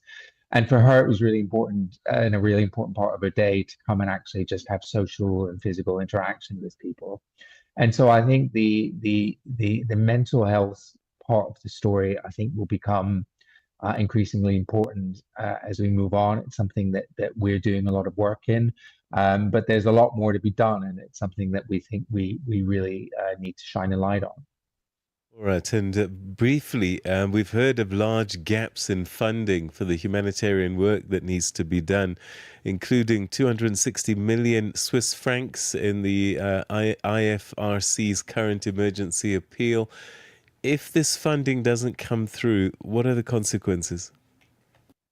It's already having an impact, Peter. So we're already talking about, people's homes in frontline areas that have been destroyed, that are not being reconstructed. We're already talking about, already having an impact on services. And there is a deep concern at the IFRC that if we don't maintain or deliver on the funding that's needed, that will have a huge impact on people. We talk often in the humanitarian world about the resilience of people, and I think the people of Ukraine have shown astonishing resilience. But the reality is that resilience needs resources, and so we need partners, governments, donors to come forward to put our money where our mouths are and to deliver for the people of Ukraine 4 years into this conflict where humanitarian needs are essentially the worst they've ever been. Scott Craig, we're going to have to leave it there. Thank you very, very much indeed. And we wish you the best with the work that you continue to have to do in Ukraine and for the Ukrainians 4 years on. Thanks, Peter. Thanks for having me. That was Scott Craig, spokesperson for the International Federation of Red Cross and Red Crescent Societies. The humanitarian situation on the ground still severe. Yeah, and that's how we say goodbye. Thanks so much indeed for joining us on Rise and Shine. On the Move is next. Thank you so much. It's 9 a.m. Central Africa time. Time for On the Move with myself, Palisa Tau, and Benjamin Moshatama, right after our news update. SABC News. The African Perspective. Thank you, Palesa. Looking at your top stories, the Democratic Republic of Congo and Burundi border reopens, and Britain confirms arresting U.S. former ambassador. Your latest news. Greetings to our listeners. A key border crossing between the Democratic Republic of Congo and Burundi reopened yesterday after more than 2 months of closure due to insecurity in the eastern DR Congo. The Kavimvira post of Lake Tanganyika, a vital trade route linking Uvira and Bujumbura, had been shut following an offensive by the AFC M23 armed group. Independent political analyst specializing in the Great Lakes region, Jean-Baptiste Gassominari, explains. Well, when they say that security has improved, I do not know what they mean, because actually government forces and those forces of Burundi that are backing them in the war they are fighting against AFC M23 is still ongoing. Those forces have never been defeated, and saying that the security situation has improved is just a political statement, but the fact is AFC M23 troops withdrew from Uvira following a request from I don't know who, but whatever made that request made it, and the request was followed. South Africa's Minister of International Relations and Cooperation, Ronald Lamola, says the country is honoured by its re-election as a member of the United Nations Human Rights Council. Lamola was speaking during the opening of the 61st session of the United Nations Human Rights Council in Geneva, Switzerland, where he welcomed the renewed confidence shown by member states as the council marks its 20th anniversary this year. We are honoured by the renewed trust that member states placed in South Africa through its re-election to the Council, whose 20th anniversary we mark this year. We are concerned about the attack on multilateralism, the unpredictable geopolitical dynamics, and the erosion of the rules-based international order. In this complex environment, South Africa remains firmly committed to a constructive dialogue and the defense of universal core values. South Africa's suspended Deputy National Police Commissioner Shadrack Sibiya will be back at the Madlanga Commission of Inquiry when it resumes its hearing in Pretoria this morning. Sibiya has denied instructing Witness F to share a warrant of arrest with alleged criminal cartel kingpin Vusimuzi Ket Matlala. The warrant was for the arrest of entertainment blogger Musa Kaula. Sibiya's alleged close relationship with Matlala has been subject of his cross-examination. Sibahle Mota reports. Witness F's testimony states that the arrest warrant for entertainment blogger Musa Kaula would be effected by Matlala's security services. Witness F testified that Matlala knew where to find Kaula because they both frequented the same places. When General Sibiya was probed about what these places are, he referred to them as After 9 clubs. General Sibiya has also vehemently denied issuing an instruction to Witness F to forward Kaula's arrest warrant to Matlala. He returns to the stand for cross-examination at 9:30.